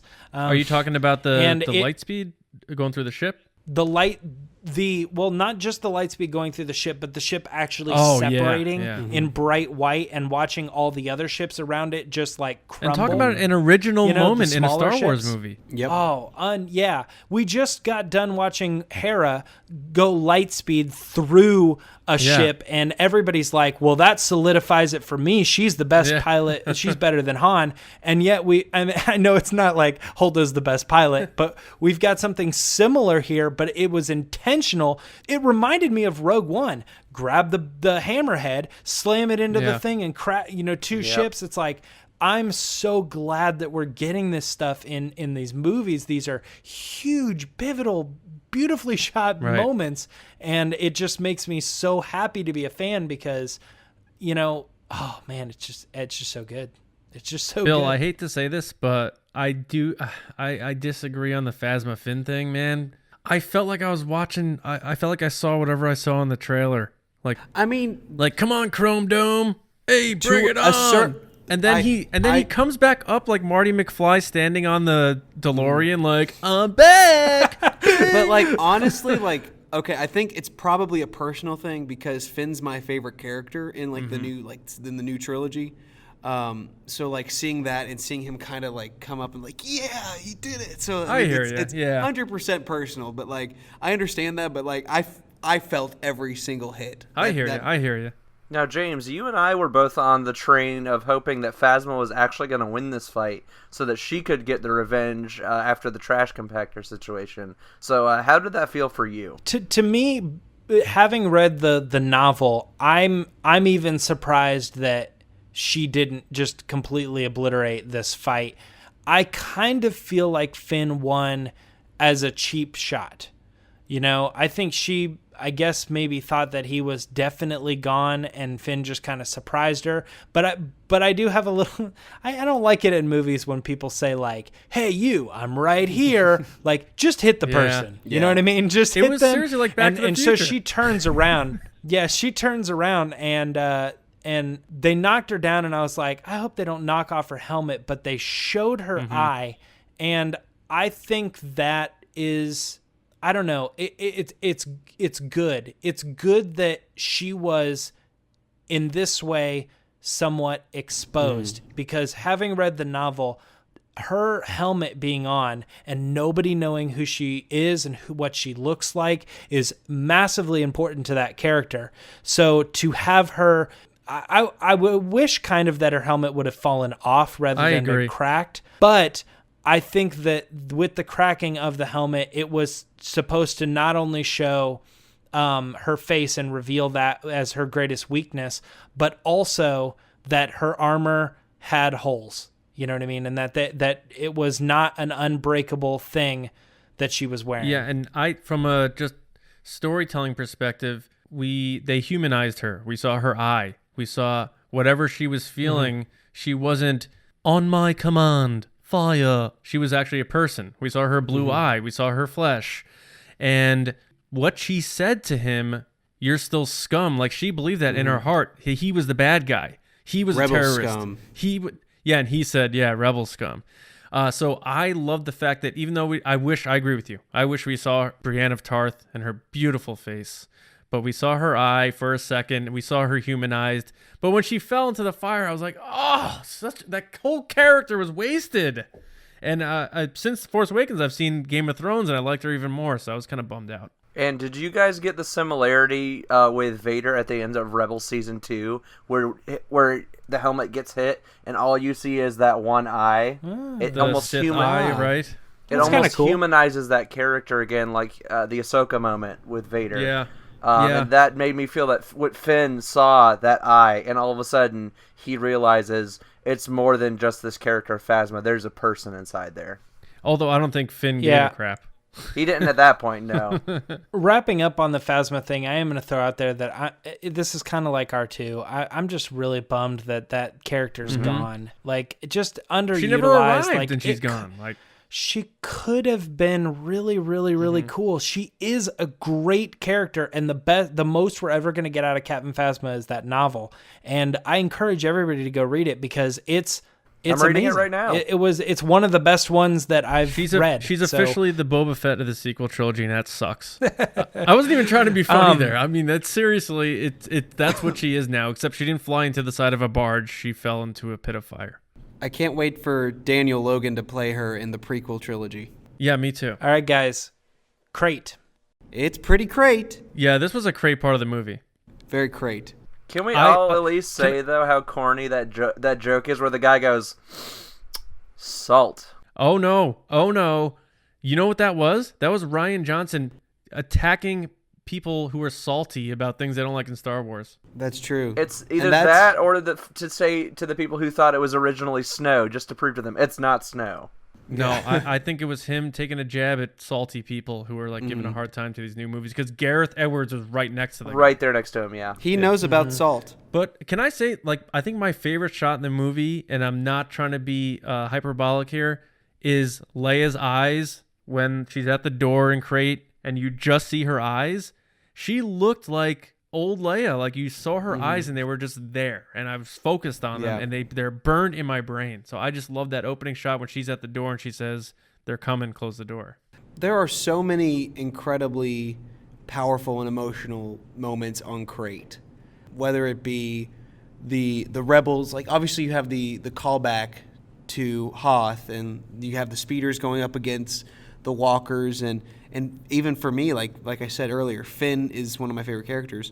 And seeing him like going in and like being willing to like sacrifice his entire life for the first, or not for the First Order, for the Resistance, because he doesn't want them to win.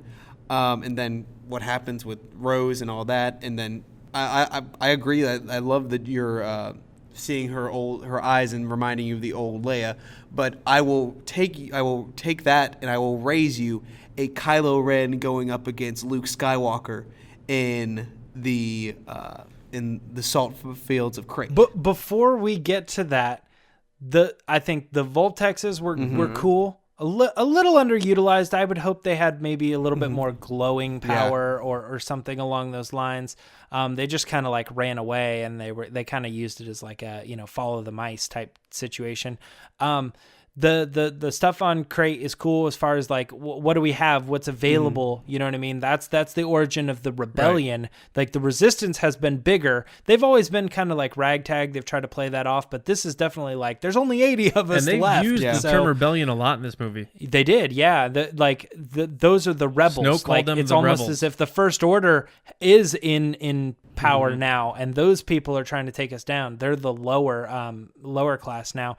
But we got the ski speeders, and those things are just pieces of junk, but that's all they had.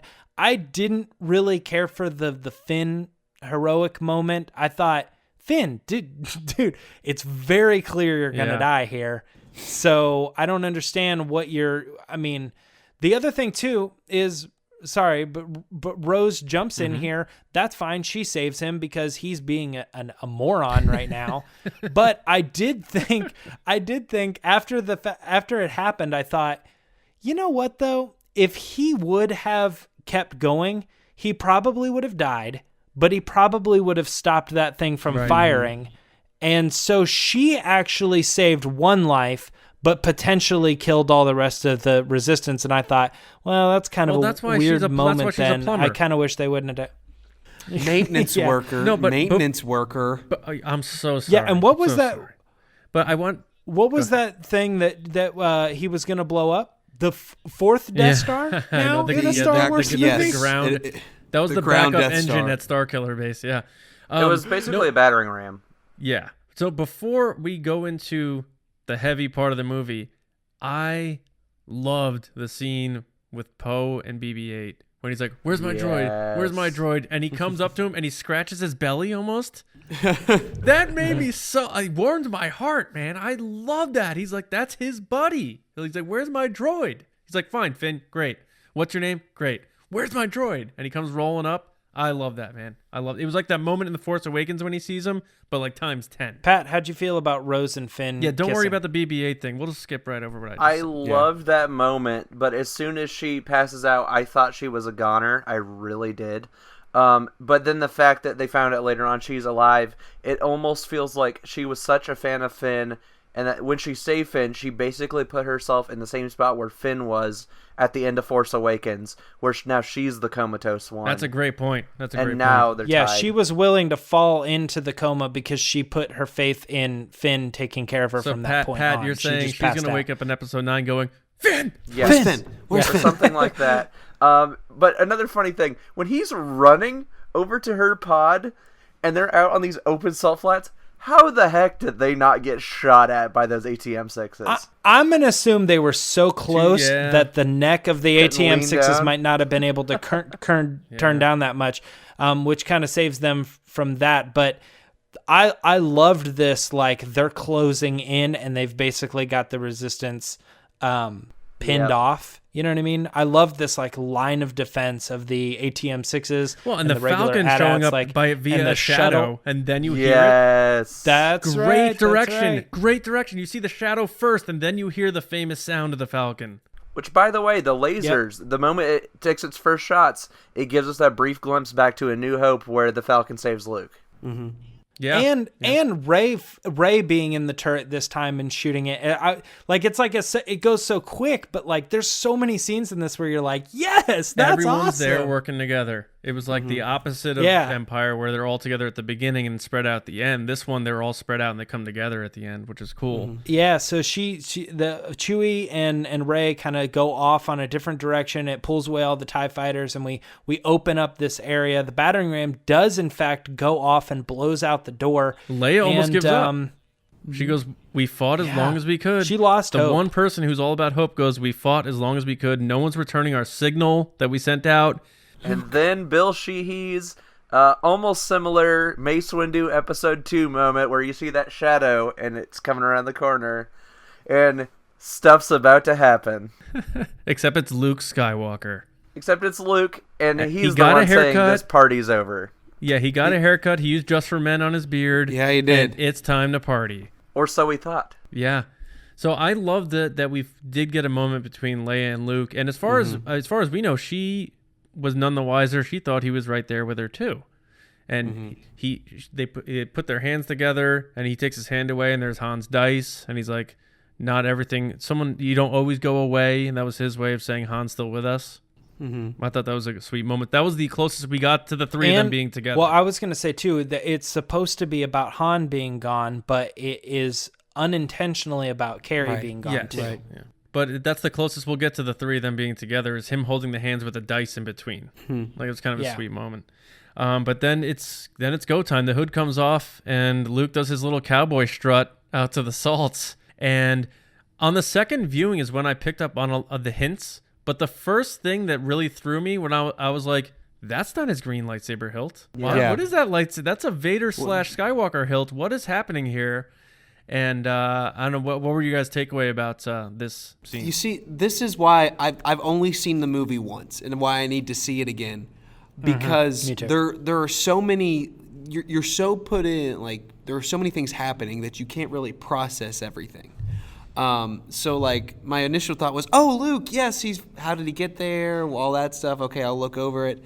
But then like you look at it and it's like, oh, but that was just destroyed, and what's happening? And so where's his green lightsaber? There, like you said, so many different questions. But yes, that we needed the legend to come back. And the fact that like you see Kylo realize what's happening and that it's Luke, and he's like, fire everything. And then he comes out and just brushes shit. Oh, what the fuck am I trying to say? Clean the Skip dandruff off his shoulder. Yeah, clean the dandruff, wipe that dirt off your shoulder, and then like you get this dope fight between him and Kylo, and like you said, I have not seen it again, but this is why I need to see it again. Did you notice the feet? I didn't. Yes. I've heard this, but I did not notice. Okay, so the audience, you guys did better on this quiz than we did, so you probably know this before we did too. But James, you want to explain what we're talking about here? Yeah, there were actually quite a few signs that I didn't pick up on.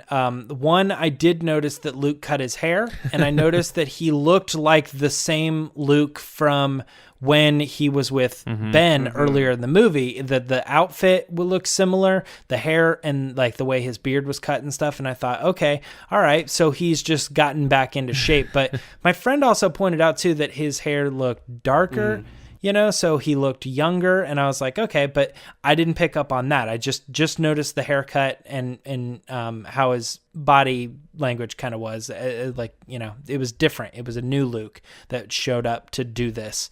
But there's all these other subtle hints too.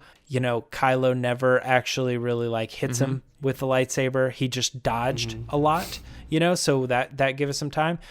We fired all the bullets and they never hit him, which was another clue that there was something weird going on, which, by the way, before this all got started, I thought he was going to Force Unleashed this thing. Me too. And he didn't really do that, but he did something that was equivalently good.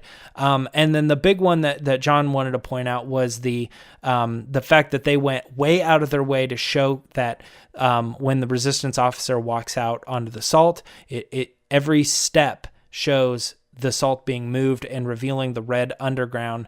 And when Kylo is out, he's walking around, he's shifting his feet, and we see the red, but they show Mark Hamill's feet, and he didn't have any red under him, which goes to show that he's not actually there. I also want to throw back really cool tie in to earlier in the movie when Rey is talking to him and says, "We need you to come back." He says, "What do you expect me to do? Run out there with a laser sword and take on the whole First That's Order?" exactly what he did. Yeah. I mean, Foreshadowing. do That's it. exactly what happened. Yeah. So, Which I don't really understand why people were pissed that he used the term laser sword. He was obviously saying, like, mocking it in a sense, like, "Oh, I'm going to go out there with the," like, he could have said lightsaber, but people were mad that he said laser sword, but he said it in like a jesting way. So just shut up. But anyway, the other thing about what you were just saying, you and I talked about this last night about Luke's appearance.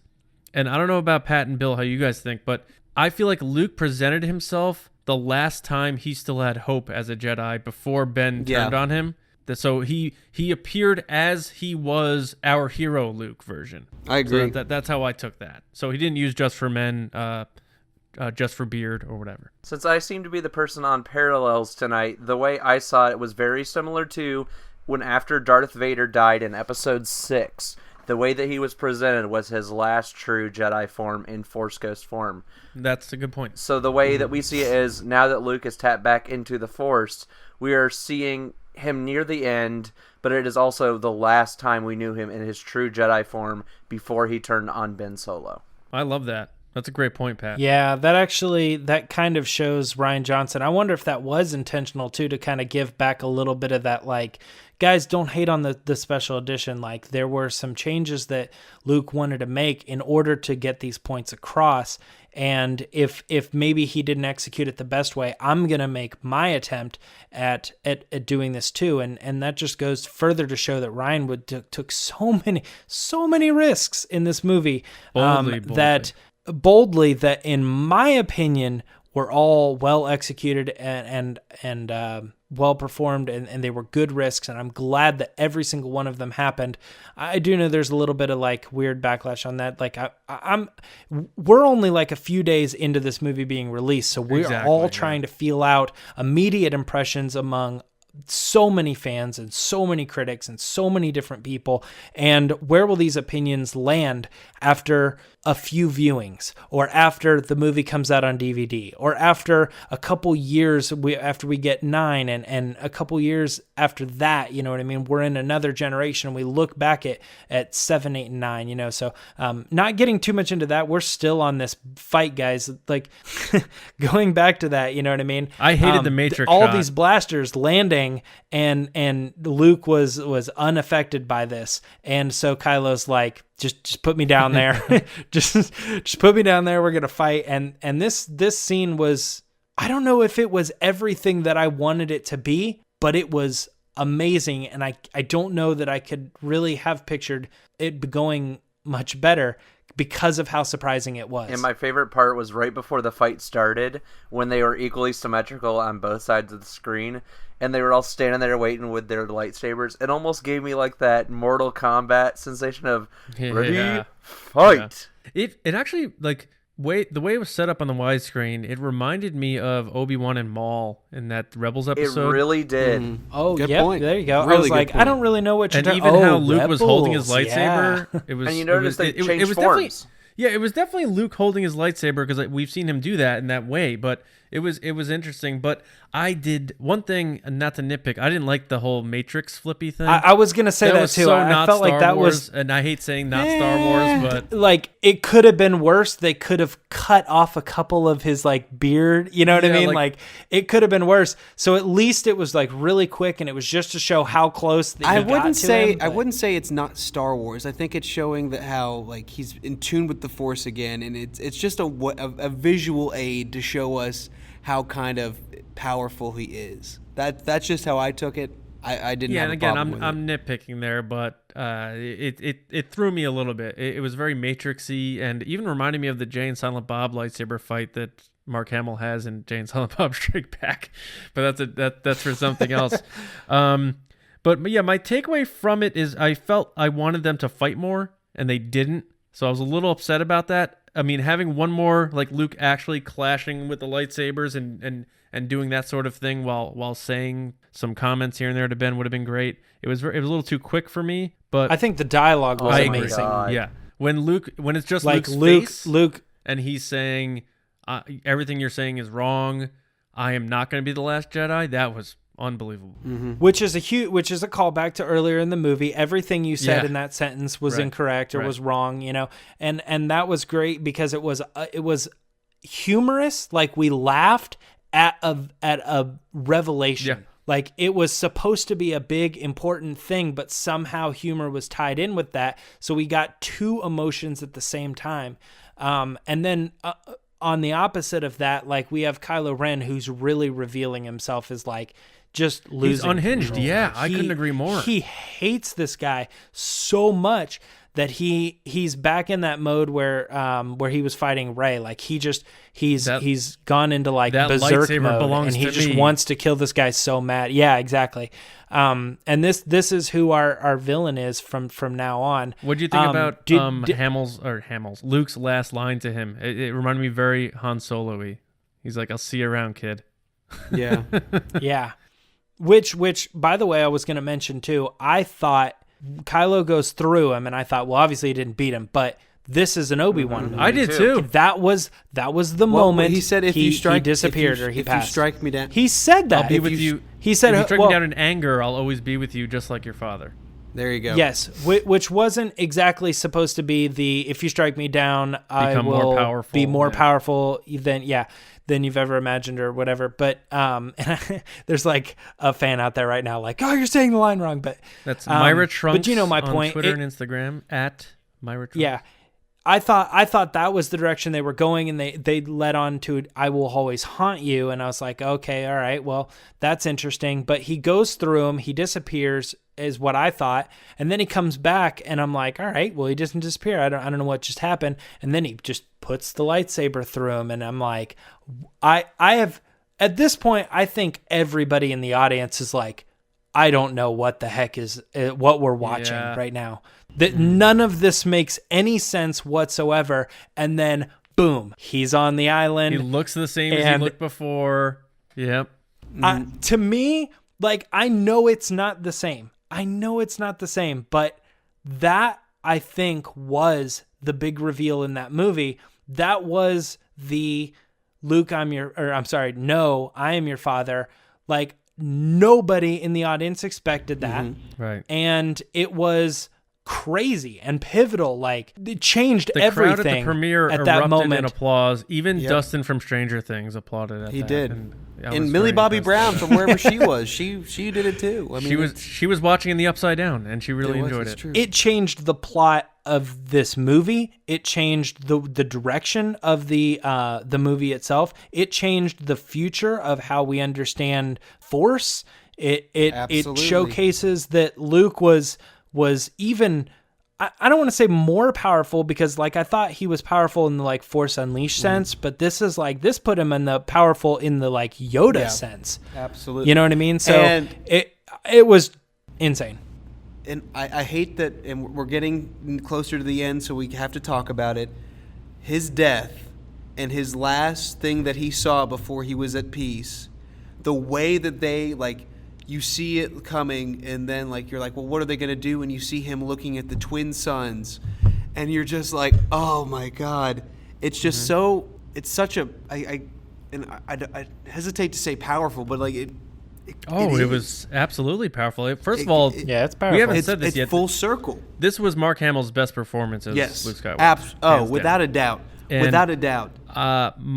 My thoughts on his death, like the first time I saw it at the premiere, I was like shook. Second time I saw it last night, I cried, and I didn't cry the first time. So even though I knew it happened, I don't know, I connected with the moment more. Yeah. And it clearly bookends Luke in a perfect way, almost too perfect. But the first time we really get to know Luke, he's looking out on the horizon to the twin suns, to his future, and now he's almost looking at it at the past, and they're just kind of bookending his life with that gaze, which is beautiful. Beautiful. I have Absolutely found beautiful. that I get more emotional with movies that I've seen before because when they hint at things, when like the foreshadowing hits, I think about how it's going to go that direction. Like here in an hour, when they get to that point, this line is going to mean so much more, I agree. you know, I and agree. stuff like that. So I think that's where you really start to pull at the heartstrings. I think the first couple viewings, you might even be like, okay, yeah, this is really good and I'm really emotional. But I think like the longer and longer we're invested in this and we uncover more things about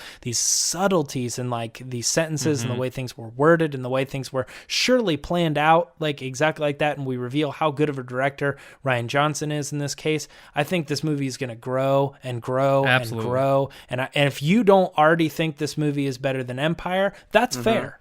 But I have a feeling that this movie, in the test of time, will ultimately be the best or second. I can't see anybody thinking In the top three. I'm I have it almost second. certain of that.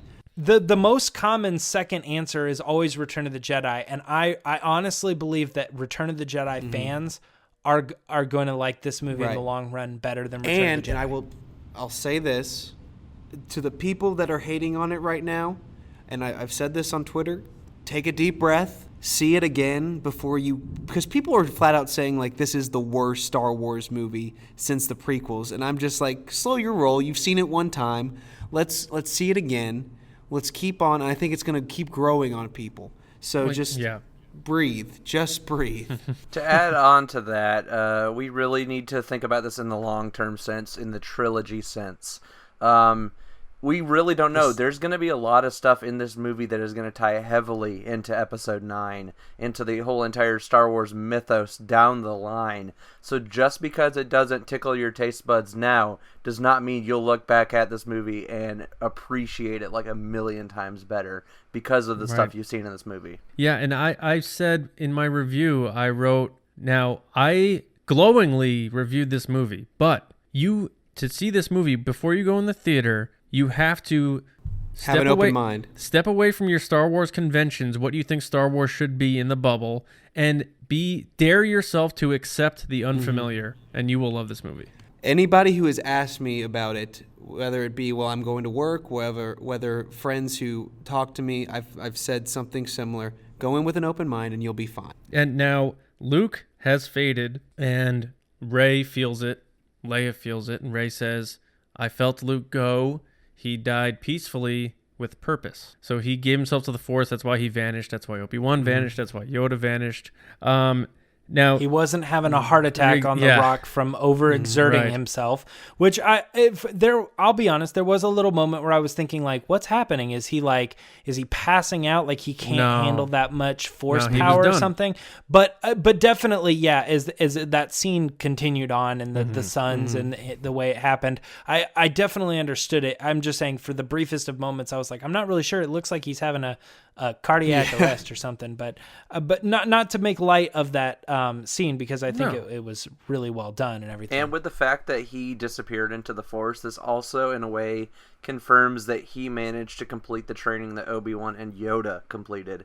Yes. They haven't specifically said it, but that means that maybe we'll have a future story where he goes and does the same stuff that Obi-Wan or Yoda had to go through down the line. I think I'll see you around, kids, to Kylo Ren. He's gonna pop up in 9, and maybe in a way where he doesn't pop up to Rey necessarily. He may pop up to Ben and like torment him. Yeah, that was my thing. I was like, so we just did the Last Jedi challenge. Let's do early speculation on 9. Is this it for Mark? No. Or is he? He's no. He's definitely He'll be ready back. for 9. You guys think? Absolutely. Okay, all right. We're all on the same page then. then. Okay, I just wanted to make sure there wasn't like a bigger debate to be had. But he won't ignite a lightsaber. all right. I'll say that. I think that we've wrapped and we're ready to move to that very last final scene. But before we get there, I do know that we mentioned or we missed one thing that I'm pretty sure the fans are going to be like, oh my gosh, you guys didn't even address this. Rey was convinced to go to that dark side cave, and she encountered the mirror, the like ice mirror. And how did you guys handle this scene? I mean, I'm going way back, but I think we skipped over it. And this is one of the things that people said, this question has to be answered. We have to figure out who Snoke is, and we have to figure out, if Luke's going to be this or what he's been up to, and we have to figure out about Rey's parentage. We and did. We forgot to did figure out who her parents were. I mean, no, I know, but I'm saying like we didn't discuss this. First of all, how did you guys like the way that this dark side cave was handled with the snapping, with the words, the multiple rays? I wasn't a huge fan of it. It reminded me of like Willy Wonka when they went down that river. It was just kind of odd. I wasn't a huge fan of it. And like Pat said earlier, I'm going to have to agree with what he said before, which was it's like when Luke went to the cave and he saw himself, Rey looked in the mirror and saw herself. So that was my takeaway. I didn't really love that scene very much, and maybe that's why I subconsciously glossed over it. This is a crazy version of this, but if you guys have ever seen Harry Potter and the Sorcerer's Stone, when he goes to the mirror of Erised being desire spelled backwards, he looks in the mirror, he asks, I want to see my parents, just like Rey did. He sees the parents, but Dumbledore later explains that the mirror will show you what you want to see. In this case of a dark side sense, she's expecting to see what she wants to see, but ultimately the way the mirror tells it is that I don't have the answers, you have the answer. What's a Dumbledore? No, I actually think that's a really good analysis, a good connection to another franchise. Like I love the Harry Potter stuff, and I think they do a lot of similar things that like tie in Ultimate down the line and all that kind of stuff. But that's a really good analysis. And was anybody thinking we were going to get a reveal here? I did. Like we see two people. A little bit, yeah. Okay, we see two people. Then two people merges to one person, and that's probably the moment people started to be like, okay, well, I think maybe we're just going to see her reflection, and that is ultimately what we saw. But if there was a reveal here, I want to know what you guys thought. I honestly was like, I've been convinced for the longest time it's her on her own. But then I was like, all right, well, maybe this is the opportunity to give us something that's going to be complete misdirection. Here's the curveball again. And I thought maybe it was going to be Han and Leia because it wasn't going to be Luke and some chick we didn't know. Every character in the history of Star Wars ran through my head. I was just like, just show me. And then when they didn't show me, I was like, get me out of this scene. Just get me to the next scene. I know what you mean. The silhouette of the man, and I know what you said that you didn't think it would be Luke. It kind of looked like Return of the Jedi-ish, newish Luke in. But then you know why that is? Because that's who Rey wants it to be. Exactly. So that was my initial that's projection. Exactly. And I think ultimately too, and we skipped over it in the actual throne room scene too, there's this whole pushback of him saying, just say it. Yeah. Just say it. You already know the answer to this. And this dialogue is only in the movie to address fans. Because this question was answered in The Force Awakens, and nobody picked up on it. JJ thought it was clear. Daisy thought it was clear. And I feel like the direction of the movie, the cast, Lucasfilm, everybody was like, we told you the story. The people she was waiting for are never coming back. And then there was this huge push for revealing who her parents really are, and they were like, that's completely unexpected. That was never our intention. So we're going into this movie, and her parentage will be addressed. We will answer this question for you. I mean, it's like they were just a bunch of drunks. Correct. And you know what? That's fine because that ties into the final scene of the movie. But before we jump there, I really got a nostalgic vibe, which I didn't get a lot in this movie, in the last scene where everyone's kind of on the Falcon and hanging, and Leia back to feeling positive after Luke came and saved the day. And she said, "We have all we need." And she hugged Chewie and said, "Oh, Chewie," and almost like an apology for JJ missing that when Chewie walked right by her at the end of The Force Awakens. Like, you see Leia and Chewie hug, and we saw the books. We'll go back to that real quick. We saw the books, so Rey definitely took the books, and that just proves that she's keeping the old lore there. So I liked how that round, and I felt like the movie could have ended right there, but then we go back to Canto Bight for some reason. Yeah, I will say I like the very last little bit. You know, we talked about it a little bit, but you know, he is no longer the Last Jedi. She is the Last Jedi. So the whole movie, it has been just Luke, the Last Jedi, singular. Now it's Rey, and now it potentially is whoever Rey is going to. She's going to learn to be a Jedi, and then who Rey trains in the future, which leads us back to And she Canto has the Bight, split. and we She find has out the split lightsaber with the crystal in it. Yep, she still has that. And we're led back to Canto Bight. We've got these kids. There was a point to them being in the movie. There was a point to this kid. I actually was going to mention this earlier, but we decided to hold it off till the end. I think that it is important that these kids were broken. They were abandoned. They could go any direction. If the First Order popped up and said, "We're going to help you and teach you to be something different," I think those kids would have followed. I agree. them. They know is domestic violence. They would have fallen down that path. And I think it's important that Rose shows up and she says, "We're with the resistance and we want to help you and help these animals get out of here." And so now he sees that as his future. So he has the ability to use the Force. He starts listening to the stories, and the only thing missing from this end, because I do like the ending, but he holds that thing and he lifts it up like it's a lightsaber. But I thought, and I really wanted him to lift it up like the classic Luke poster and the Rey poster. I thought he was going to do that, and he didn't do it, which is fine. That was my own misdirection that I was like, dude, do it. If you do it, I'm going to lose my mind. That's the perfect ending. And he didn't do it, but it was still the moment was still there. You're supposed to realize that he's staring at the stars and he's saying he wants to be a force for change. Hey. Pun intended. Oh, there he is. So like I said, I was surprised this scene took place, but once it did, it made Canto Bight have a purpose to me. Yeah. Now, seeing the kid, the other little kid talking about Jedi Master Luke Skywalker with like an action figure, like made me realize that people should maybe read the Legends of Luke Skywalker, because Luke Skywalker is now a myth, not a myth, but he's a legend, and he's a story, he's a fable for people to tell, to spread on that lore. So I kind of liked that. It like kind of tied in, not fourth wall, but it kind of tied into that element of it. And we're telling stories about Luke Skywalker now, going back to like The Force Awakens, where Rey's like, "I thought Luke's got a myth." But seeing that's a good point, James. I didn't think about the kid almost looking like Luke in the poster, but you do see him kind of raise the broom up, though. He's putting in the lightsaber position, I guess a pretty cool ending. I was shocked by them going back there, but we'll see where that goes in 9. I kind of dug the broom boy kind of aspect of it. It feels kind of like, in a lot of ways, it's how we saw Star Wars and how we saw Luke Skywalker as kids. We always looked after seeing that movie, looking into the stars, looking into the sunset, and wanting more. I think that's kind of one of the main aspects of Star Wars that people kind of see and why they love it so much. So I know it's not exactly your stereotypical Star Wars ending, but it for what it is, and I think the point that he was trying to get across is now that the rebellion is built anew and that we need new Jedi. There's a whole new generation waiting to be found, and there's a whole bunch of kids, a bunch of people who still have hope, and I really appreciate that.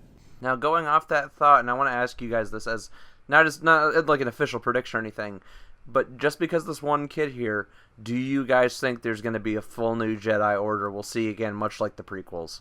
I think that's how this trilogy is going to end. Mm-hmm. Yeah, I agree. Now, question for you. Much like the comic movie universes and what kind of like Harry Potter did when they started doing the Fantastic Beasts movies, they kind of rebranded it into this new encompassing these new titles. If Rian Johnson's going to do this, will his new movie still be known as Star Wars, or are they going to come up with a completely brand new title for those films? It'll be called and then, Star Wars. And then have It'll an be- over-encompassing yes. title. No, it'll be called Star Wars. The Trials of the Trials of the Indiana Jones and the Kingdom of the Crystal Skulls. We're gonna wrap it up here. We've been doing this for quite a while. We hope you enjoyed our deep dive after 1 or 2 viewings, 2 for me, 1 for these guys. We had a lot of reactions from you guys. We can't really dig through those now, but maybe we'll touch on them next week. I want to thank you guys for listening.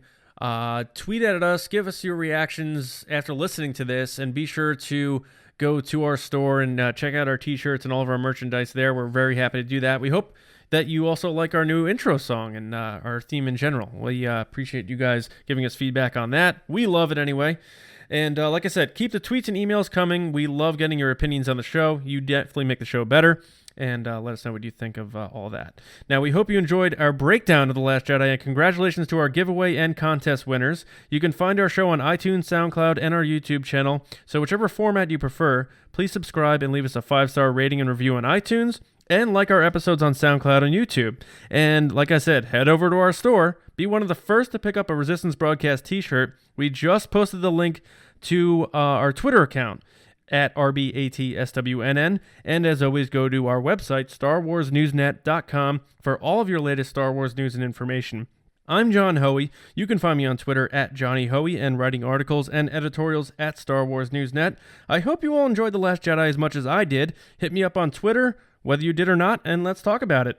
James, where can you be found on the social media? You can find me online at Twitter and Instagram at MyerChunks. That's MIRAHTRUNKS.